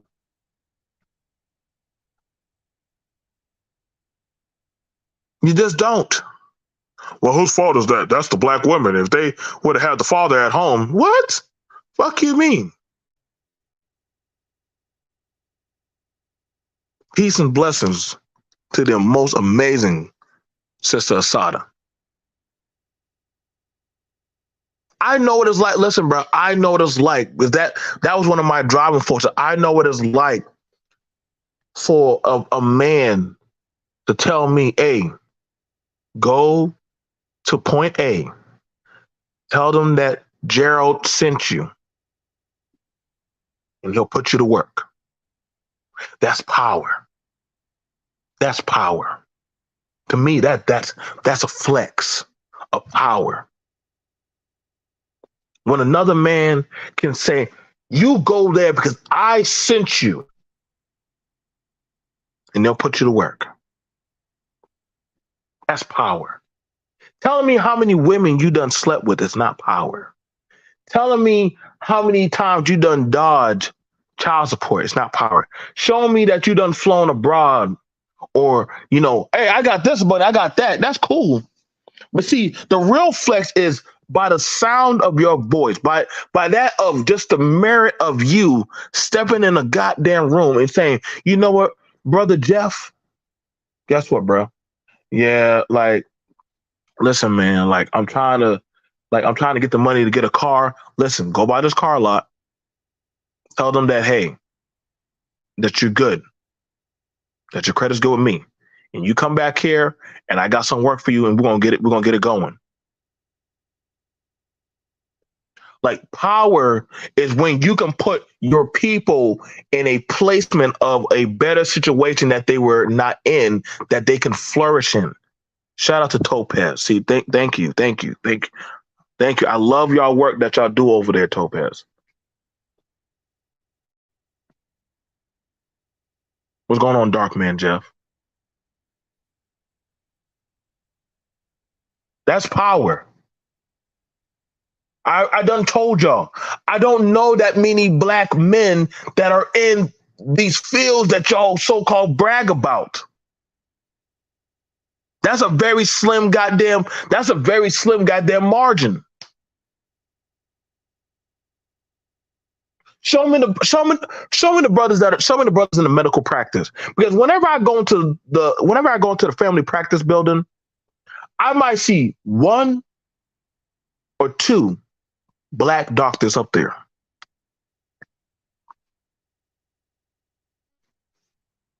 I'm gonna tell you right now, there ain't that many black male doctors. There really ain't. You'll see some PAs, you'll see some PAs. But you don't see that many. The narrative was saying, black women, why do you be choosing these bottom feeder niggas? Well, that was a lot of the older niggas shitting on them. Well, why y'all keep choosing these goddamn Jeffs? Why y'all choosing these goddamn Imans? Why y'all getting with them? Don't you want to get with a 6-figure nigga? Let's be honest. There's not that many 6-figure blacks. There's not. Black people, you are predominantly a working class. You are not the 6-figure class. Get the fuck out of here. I don't know where y'all come up with this narrative that all of y'all are 6 figures. Y'all know damn well it only takes one more goddamn COVID. Y'all niggas, we going back into the dark ages. Fuck out of here. All of a sudden, y'all niggas are now doing 6-figure marks. But then when we look at fucking schools or streets, it's dilapidated as fuck. What kind of kingdom you running? That's not a stunt when you're sitting on a panel and niggas are living in their mama's house. I'm a fucking 6-figure nigga. I put y'all on, nigga. I can hire a bunch of crackheads and say, guess what? I'm 6 figures. A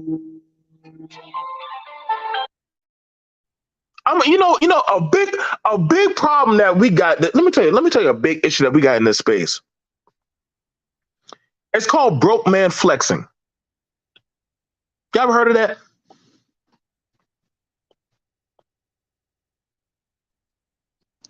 My daddy used to call it broke man flexing. See, when you say, nigga, y'all see my car?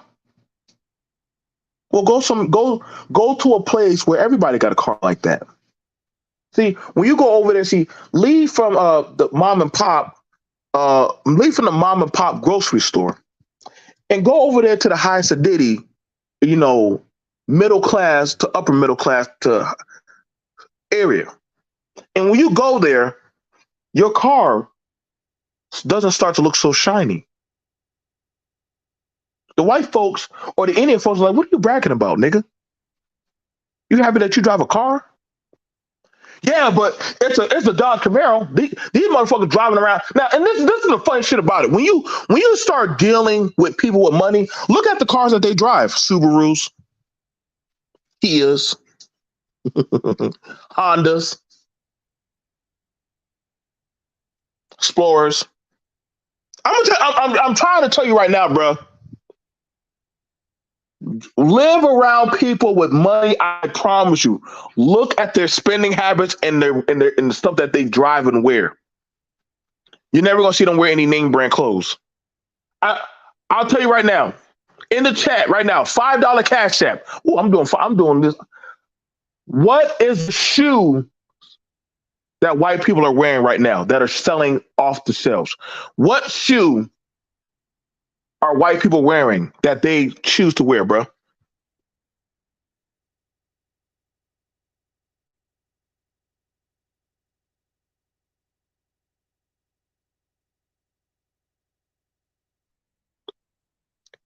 Oh, I got to cash app you. I got to cash app you. I got to cash app you. I got to cash app you. Exactly. Exactly, Dark Man Jeff. Exactly. They don't even listen, bro. White people are wearing a shoe called Hey Dudes. That is a shoe that they are spending millions upon millions upon no, it New Balance and Skechers, that was close. It's Hey Dudes. Hey Dudes. Look it up. Look up that shoe. Hey Dudes. It is so comfortable. They just slide their feet in them damn shoes and they just run out the door. Old men, young men, young girls, boy. I mean, these motherfuckers run out there. And I'm like, what the fuck? That ugly looking shoe? They're like, dude, are you crazy? This shit feels comfortable as fuck. See, black folks, y'all don't even know about that. By the time y'all get put onto that, they done moved on to another shoe. It's Hey Dudes. You don't believe me? Go to a store where they sell them. I could promise you, they will tell you this outselling Sperry's, New Balances. Listen, bro, other shoe. Listen, we know niggas and other individuals will buy that.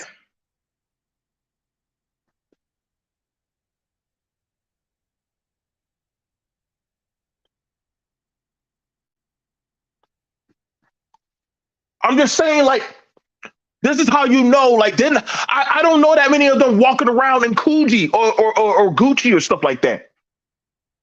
Them dudes who are like architects and stuff like that. Look at the clothes that they wear, man. Some Dockers, some jeans. They might wear a collared shirt. They'd be right there at Blimpies and goddamn Firehouse. Yep, go ahead, look it up. I listen, like I kid you not, man. Being around like when you are like they'd rather choose comfort over brand. They choose comfort over brand. A guy that I was networked with, right? That used to know Sam Walton, when he was alive. This man walks around in Jesus sandals. This man walks around in Jesus sandals. He owns boats at the marina. He owns a lot of boats at the marina. You want to go on a luxury cruise? You're right out there.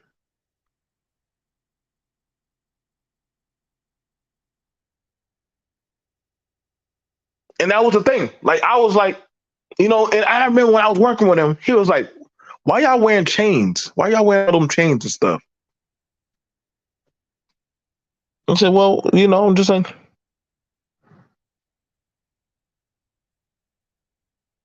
yep, yep." You ride to Mount Pleasant. Majority of the time, you see a bunch of Toyotas, Hondas. Older white dudes ask me where I get my Camry all the time. They don't listen, bro. Broke man flexing is when you go around people who do not have or in a certain type of state of means, and you can flex on them. You know, the ice, the chain. That's why it's always cool whenever you see black people. I understand we come from of a place of impoverished and struggleations. So you want to wear your Sunday best. You want to wear that nice outfit. You want to brothers. You want to look nice and refined. So that way you can say, I'm not like that broke burger flipper. I'm not like that nigga in sanitation. I'm not like that college boy. Nigga, I'm the nigga. I am the nigga. I'm the head nigga. I am the nigga. I'm the alpha omega nigga. See, but at the end of the day, you are the nigga. You are the nigga. That's why you start feeling a certain type of way when you go around certain neighborhoods. Look at me. I done made it into a white neighborhood. These motherfuckers. Look how Brownie dresses. Look how a lot of them kids that live around those type of kids with. Hey, listen. Hey man, I love being around some of my clients. Yo, he gave a whole speech.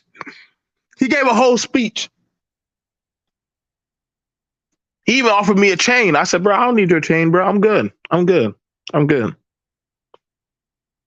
said, I don't need your chain. I'm a made man. I made myself the way I wanted to be. I said, with all that gold and jewelry and stuff, what school your kid go to? He said, man, I don't know what school his mom put him in. I said, wait a second. Wait. You doing a goddamn a $3,500 show. Yet you arguing with the kid's mama about paying $75 for a trip to DC? Do y'all know how much a trip to DC was?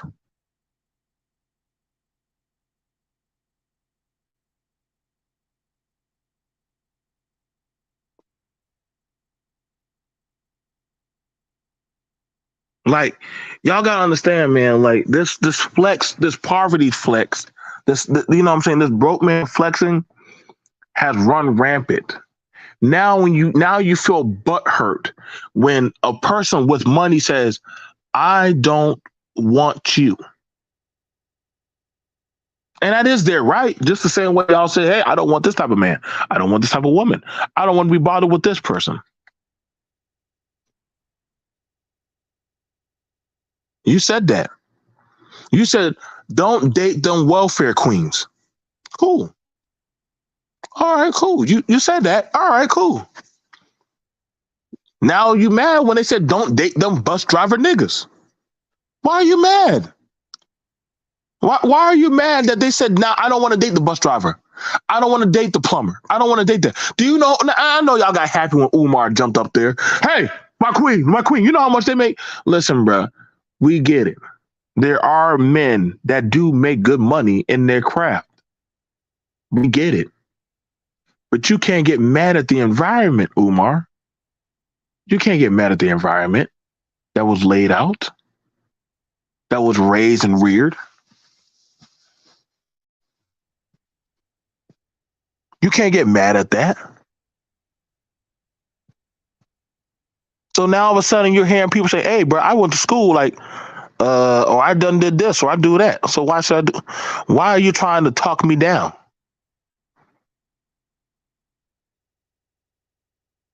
Y'all don't see me trying to tell people, hey, be humble. No, date what's within your parameter that you can. Now, if you y'all got somebody say, well, I've been busting down lawyers and this and that. Okay, well, cool. But you didn't take them to no altar. You didn't. Shit. Don't get me wrong. I guess you know what. Getting them to the bedroom is a win. But at the end of the day, they didn't take your ass home. They're not really fucking with you like that. They ain't trying to meet you with their family.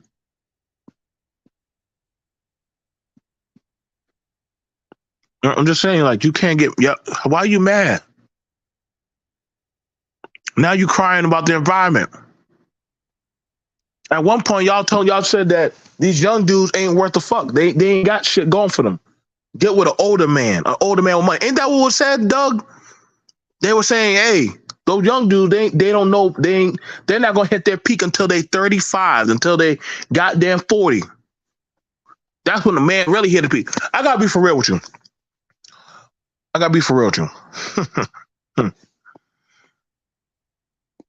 These talking points are failed. Most men that I know that are in 35, around 35 and 40, they're kind of into they're like, okay, this is it. This is what I'm going to do. By that time, they already know what they're doing. They already accepted what they're going to be doing, and that's it. They're going out in grace. They're like, hey, I'm good. Bro, you sure? Yeah, man, I'm good. I ain't trying to. I got me a nice job.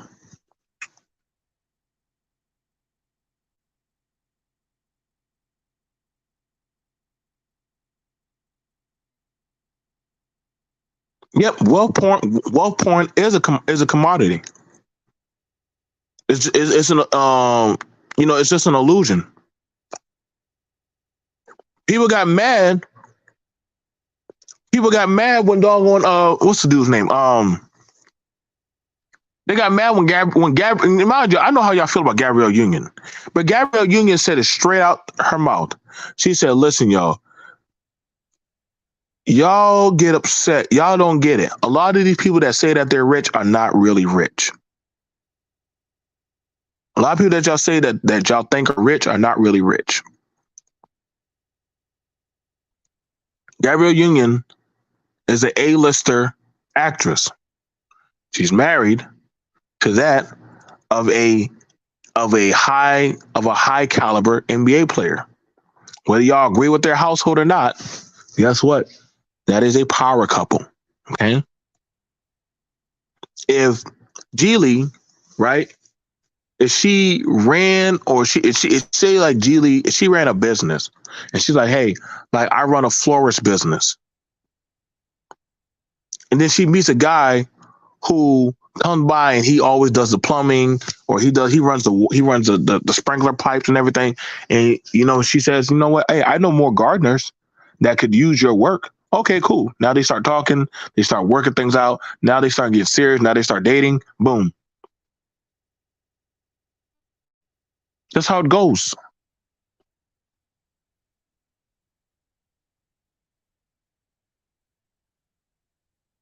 That's how it goes, man. Y'all, the premise was set up long ago.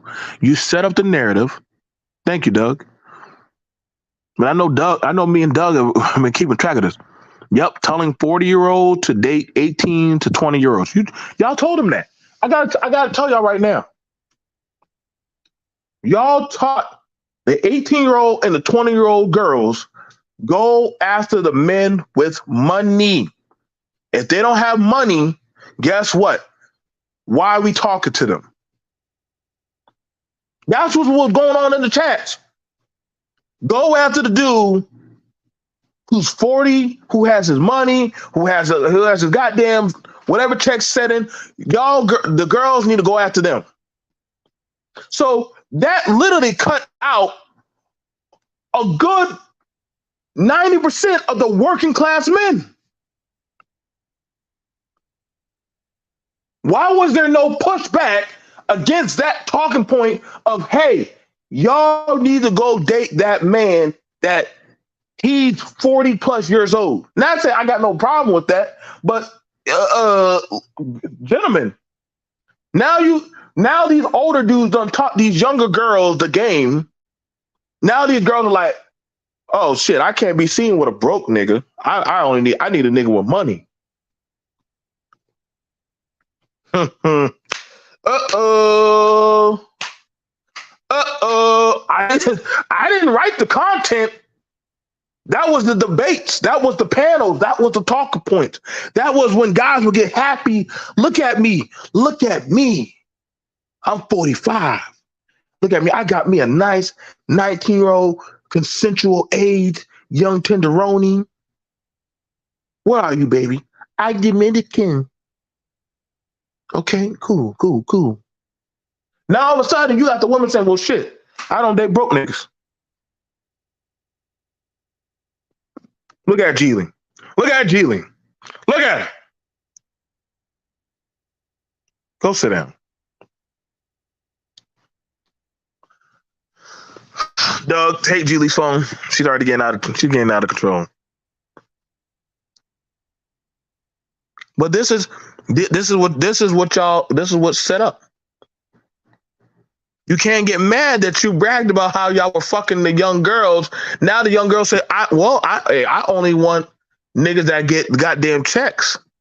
Hey, listen, if you ain't a nigga that making such and such amount of money and you have to spend such amount on me, you know what I'm saying? Then guess what? Why are we talking?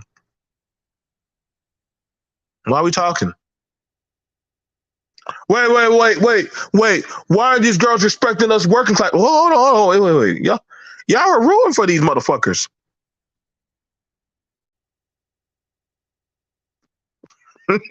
Hey, I'm just saying that they literally destroyed the working class man's talking point. Not knowing, well, that's what I said, inconsistencies. You destroyed the working class man's talking point.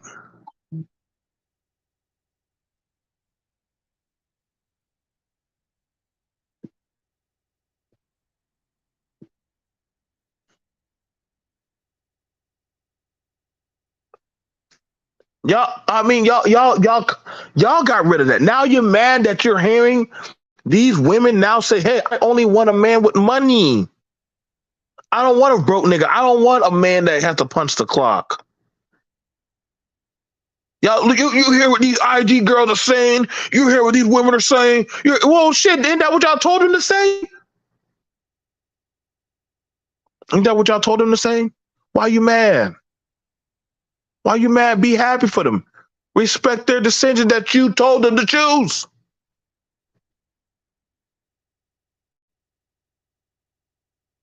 I wonder when women are going to start holding women accountable for wearing them damn rompers when it's not even romper season.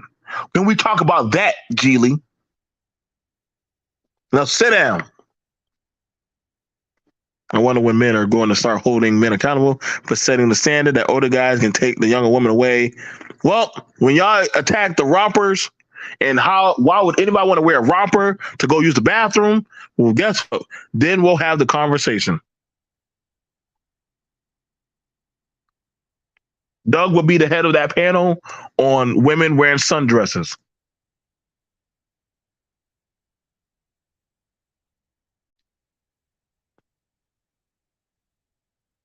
Right? Doug is like, hey, I don't got a problem. I mean, listen, to dudes who are in that place of authority, they're like, I don't got a problem.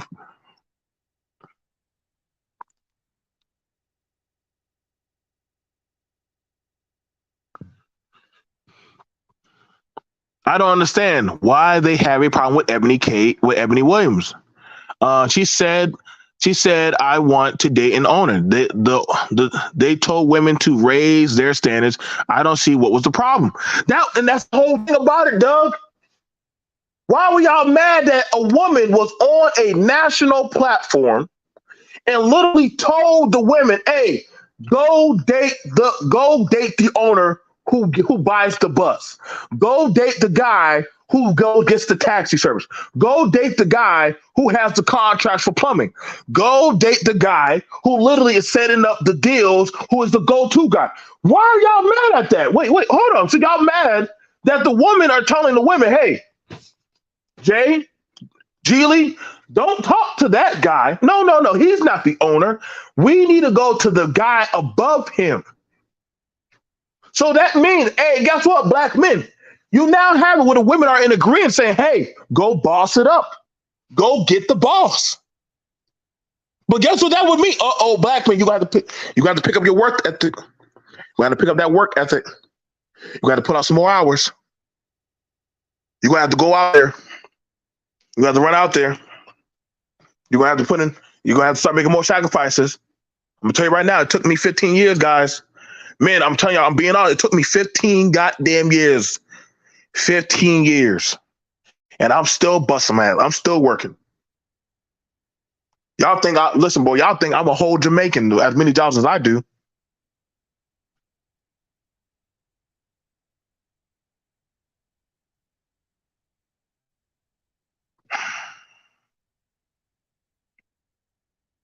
Doug, I need you to handle this. She's out of control. She's out of control. Man, listen, man. Tomorrow, when he already done told y'all about the accountability, a lot of men started turning up on him when he started talking about accountability. They didn't like him. They didn't like him. But I can tell you right now, that man stays working. See, the thing about it, when you start getting to certain predicaments of authority and work. Shout out to K Business, Business Talk with K. All he do is talk about business. Business Talk with K. Shout out to Alonzo. The men. Shout out to Red Financial. Real Deal Financial. Excuse me, Real Deal Financial. There's a lot of men that talk about finance. There's a lot of men that talk only business. Only business. Are their channels blowing up like that? Nope. Their channels are not blown up like that. They're not the channels that people are going to like that. You know why? Because guess what? They're not talking about punani. See, it will piss you off. Shout out to Business Talk with K. That he does collab shows with women that are in business. He's not asking them about their dress size. He's not trying to find out, hey, what are you doing this weekend? And no, only thing he's talking about, like, hey, he's talking about business and how to get your qualifications, how to get money, how to get grants. He's providing a solution. Alonzo talks about, hey, getting life insurance. God knows not enough men get life insurance, but that's a problem.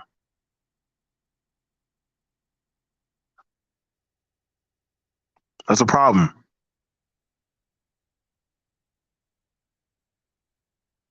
Right. A is all about productivity.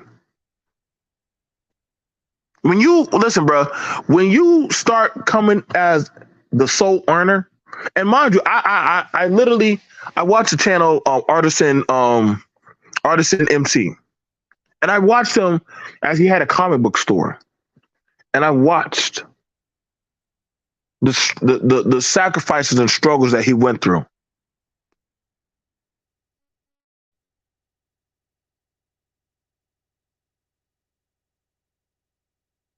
That was the issue. Well, you know the thing about it, Jay. And see, here's the thing about it. Jesus Christ. I'm gonna have to get off. I can't. I can't. I don't have time to fight Jay. I don't have time to fight her. I can't deal. I got a J in the chat. I got a G Lee just asking about somebody make her her motherfucking kitchen and shit, knowing damn well. Listen, I don't got time for this. I don't have time for this. It's nothing but just foolishness in the chat. These women don't know how to submit.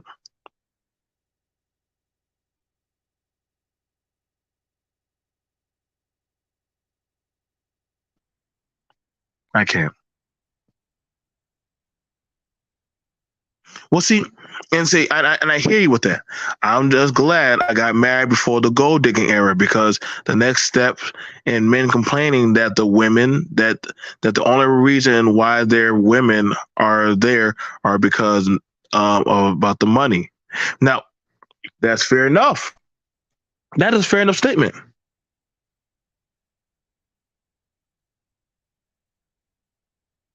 But see, the question is this.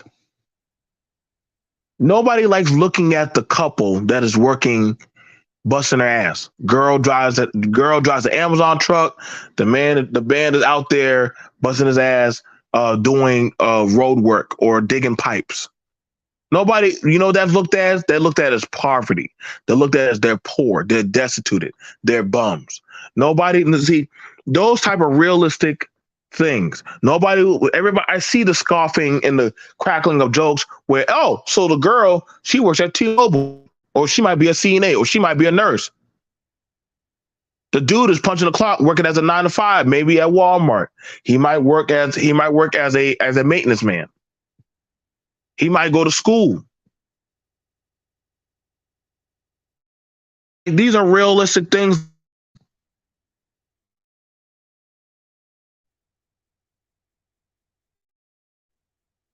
These are realistic things that are happening. And people see that. Because it starts, oh, well, shit, they need to get it. They need to get it like I got it.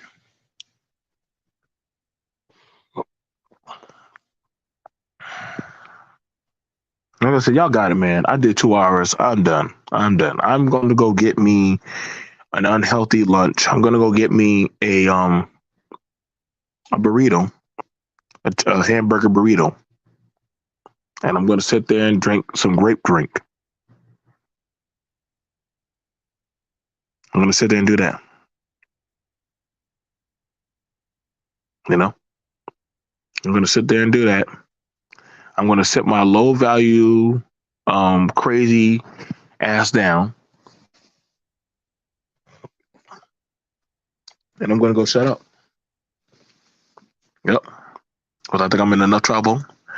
For those of the guys who are going to quote me, make sure you quote me correctly. I know y'all not going to quote me correctly. Like, I literally was listening to a dude talk to me. Like, listen, y'all, I got to let y'all know, I can't keep doing no more pro-black channels, bro. I can't do. I can't. I can't.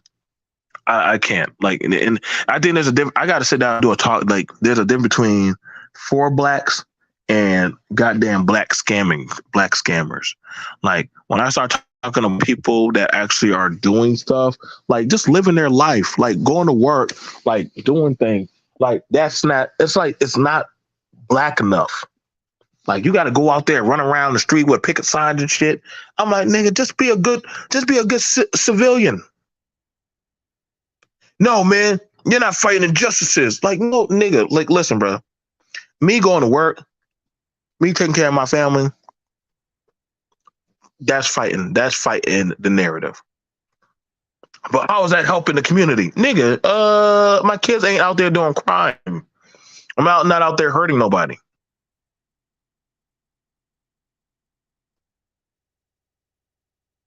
Well, G Lee, if you eat that 4 wings and a fried rice, you won't be able to wear that sundress.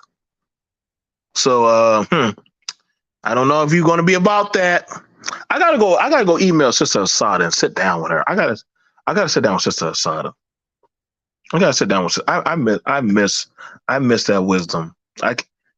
G Lee's wisdom is gonna have y'all girls out there sandling it up and not doing what y'all supposed to be doing. We already got enough J's out in the world asking what happened to submission.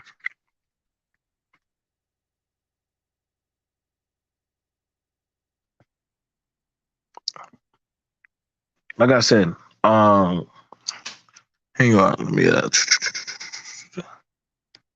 go find that. Jeff, hit up this Cash App. Hit up that Cash App and put in a request for $5. I got you. If y'all don't believe me, I want y'all to go look Hey Dudes. I want y'all to look up Hey Dudes. Look up Hey Dudes. And I promise you, black people don't know nothing about that shoe. Black people don't know nothing about Hey Dudes.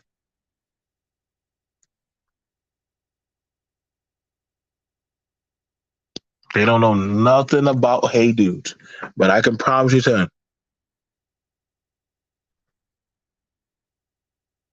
Like, I promise y'all.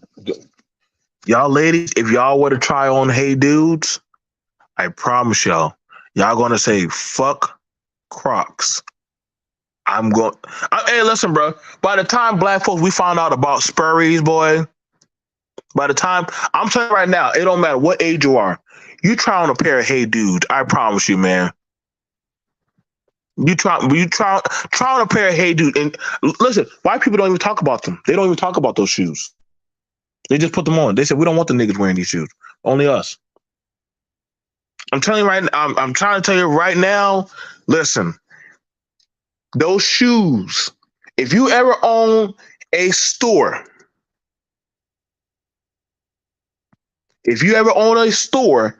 get into Hey Dudes.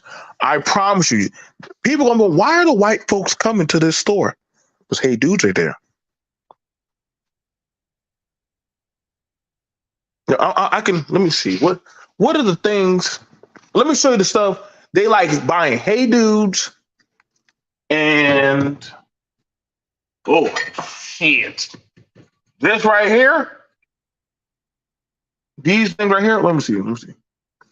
These things right here. Oh, white people love these things, boy. Listen, I've been studying them. I've been sitting there studying them. They like cups. They like cups that hold temperature. But I can tell you right now, Negroes, y'all can keep on wearing your Jordans. You can keep on. White people don't give a shit to wear them. They like wearing Hey Dudes, Skechers, and New Balances. They don't wear. They don't any wherever a nigga will be. That's where they will not be. They'll sell them to y'all, but they don't give a fuck to wear that shit.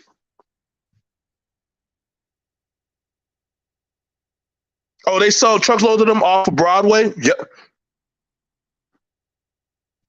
I'm telling you. Listen, they love. Hey, they listen. They love them cups. Those cups right there. Woo! Hey, I'm trying to tell you. Hey, I'm trying to tell y'all some business investments. If y'all get those cups right there, y'all get some Hey Dudes. Listen, I'm trying to tell y'all right now, man.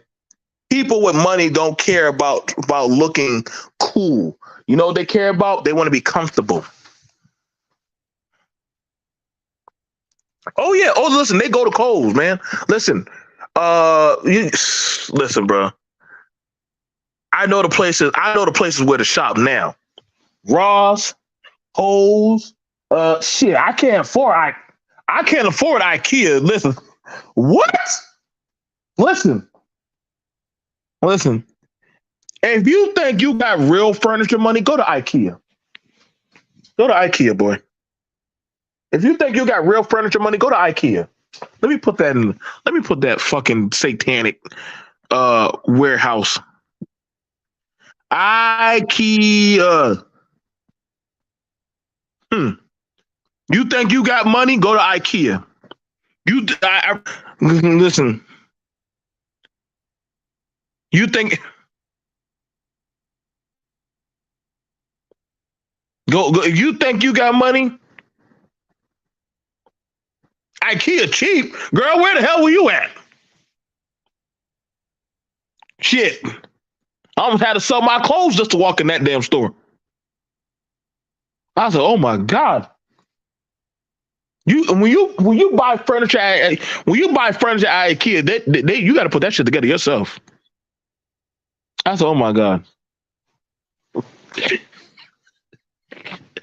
I was like, what is this?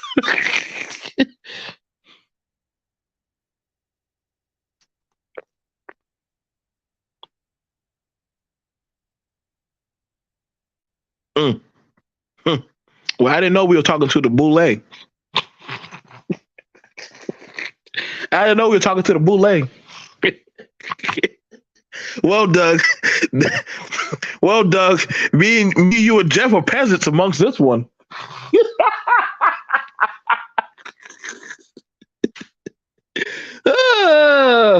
We know we're peasants. Hey, boy. Hey, boy. If y'all want to, hey, listen. If y'all want to find out just how far your money go, I'll tell y'all the stores where to take. Listen. Take that man with you to IKEA. I promise you, baby. I want this. I want this. I want this. Hey, hey, hey, hey, hey. Boy, you start speaking in tongue. Fellas, do y'all want to know how loyal that lady is to y'all? Take her ass with y'all to Lowe's or Home Depot. She be ready to get the hell out of that store.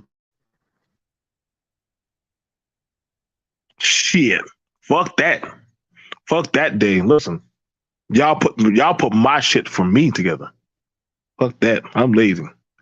I want my bed put together, boy. I don't mind. I don't listen. Thank you. Thank you, Jorge. Thank you, Miguel. I am thankful that y'all come and y'all put together my furniture. I am thankful. Like I said, I'm trying to tell y'all, boy. You know what? I take that back. I take that back. But I've been seeing a lot of women hang at Lowe's. What the fuck is going on at Lowe's that those women are hanging at Lowe's? Don't know jack shit. Boy, listen, I don't know why, but women be at Lowe's now. The Negroes be at goddamn Walmart. The women are at Lowe's and Home Depot hanging out. What is going on with the world?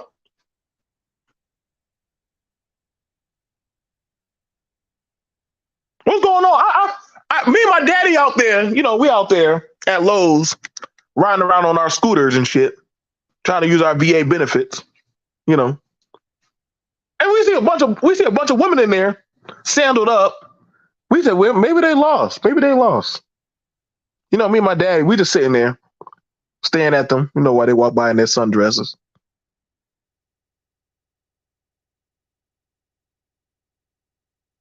That's what me and my daddy. We go to Lowe's and store, and we just stare at the women on our. We sit on our scooters while the women walk by. That's the new hangout spot. That's the new hangout spot for a lot of vets.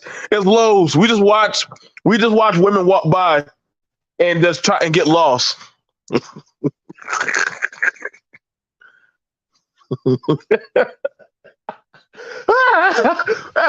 Oh man. Oh man. We just watch, all we do is just sit at Lowe's and watch women walk by. Watch women walk by.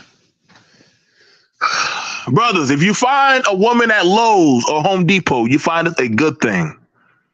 Just make sure you ain't the one that has to buy the sink and all the damn piping. See, that's another thing about it, Sister Asada. I know women that can go out there and cut grass now. Niggas don't even know how to take the lawnmower blades off. I know the women that can do that shit now.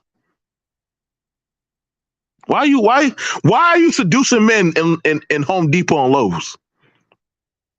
That's our place of sanctum where we hang out and go there and stare at machinery that we can't afford. Now we go there with our women. We go in there because we know she got good credit. That she can get that bank card and that we can slide that card through and get whatever the fuck we want.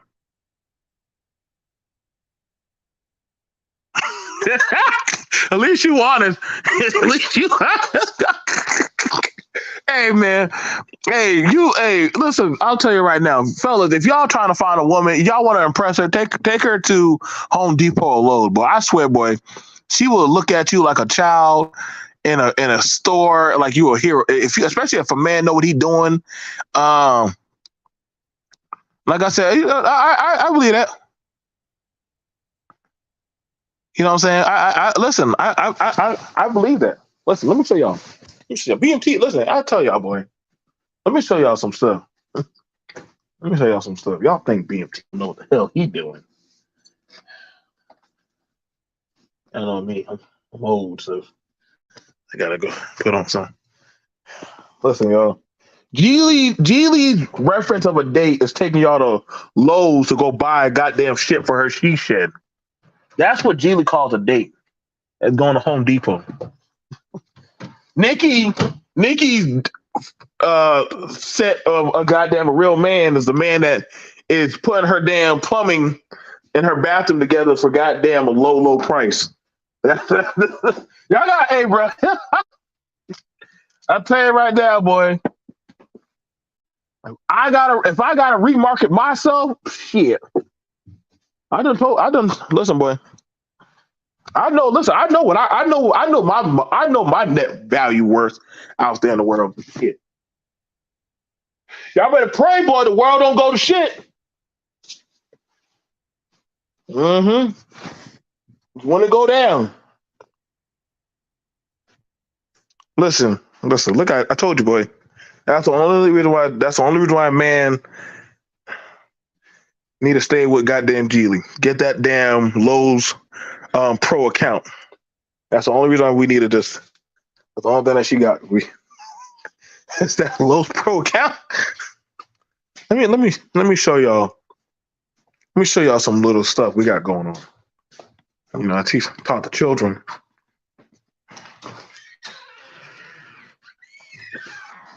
You know what I'm saying?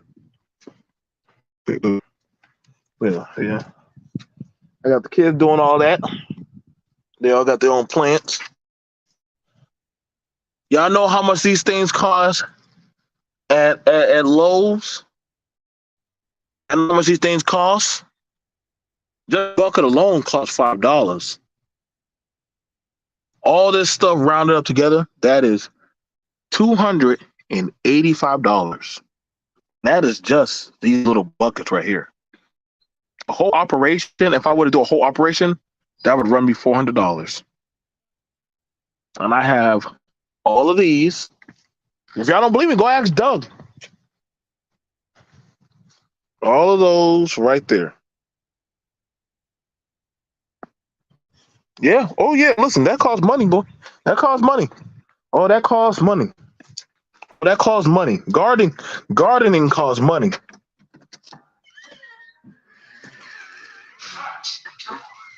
That costs money. I hope you understand that. Gardening costs money.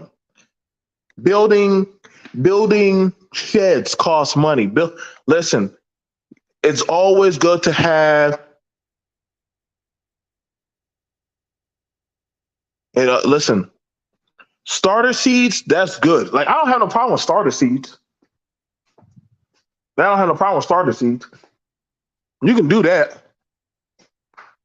That's all good enough. But I'm like, no. You fine. You're fine. Like I said, you can get starter seeds. It's just a longer process. But see, when you start buying the cage, when you start getting certain soil, when you gotta have to get the certain type of hay or any kind of like stuff like that. Y'all, listen, gardening is not cheap. Gardening is not cheap. Make sure the brother. Gardening is not cheap anymore, and it never was. Farming has always been a $1 billion concept. It's always been a $1 billion concept.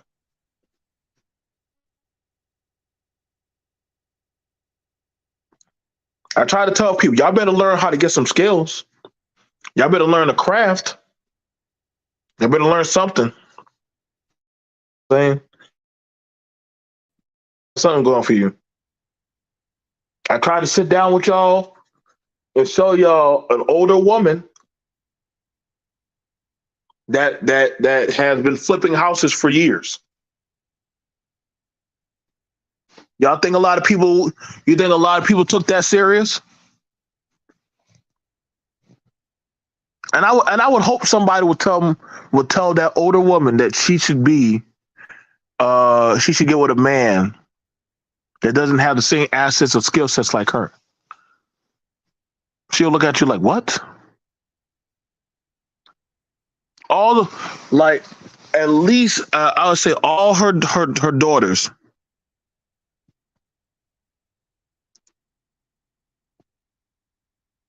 Exactly.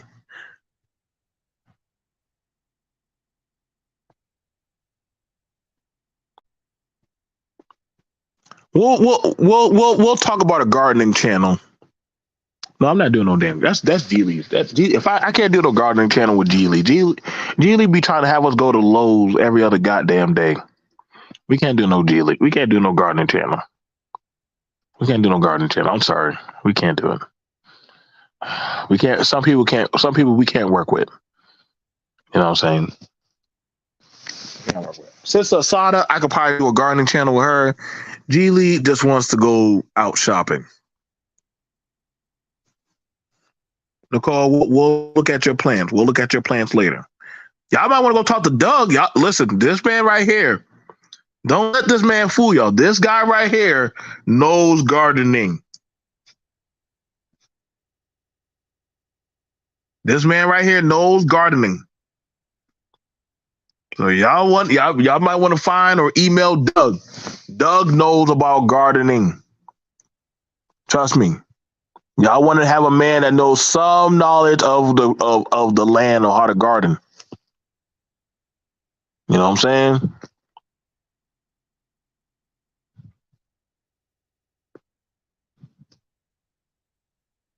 Mm-hmm. Yep, Doug does gardening.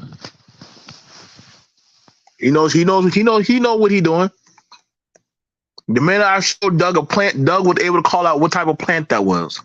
Kev 504 has knowledge about it also. There are men that come in my chat. They know some stuff about gardening. Mm-hmm.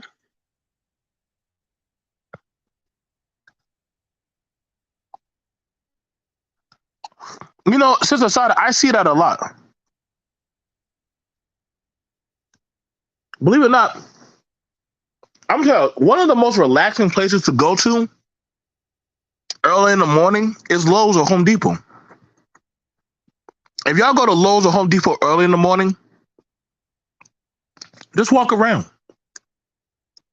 Just walk around. Just look. You can just walk around there. I don't know why, but that is one of the most relaxing places.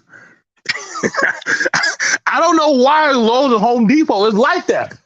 But she's not the only one who ever thought like that. Lowe's or Home Depot is one of the most relaxing places to go to.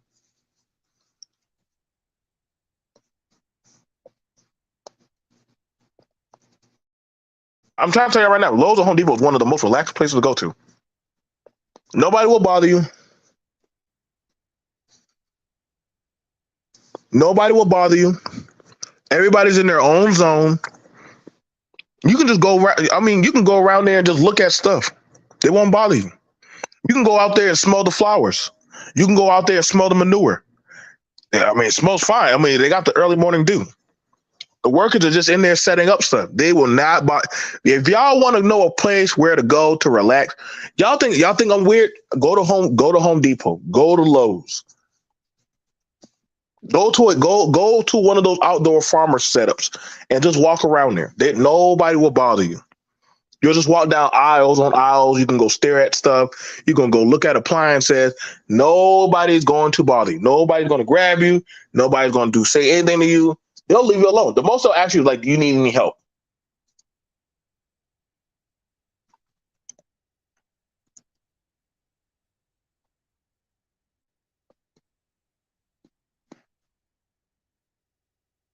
They won't bother you.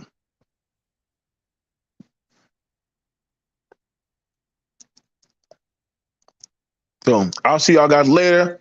Thank y'all. Like, share, subscribe. Peace.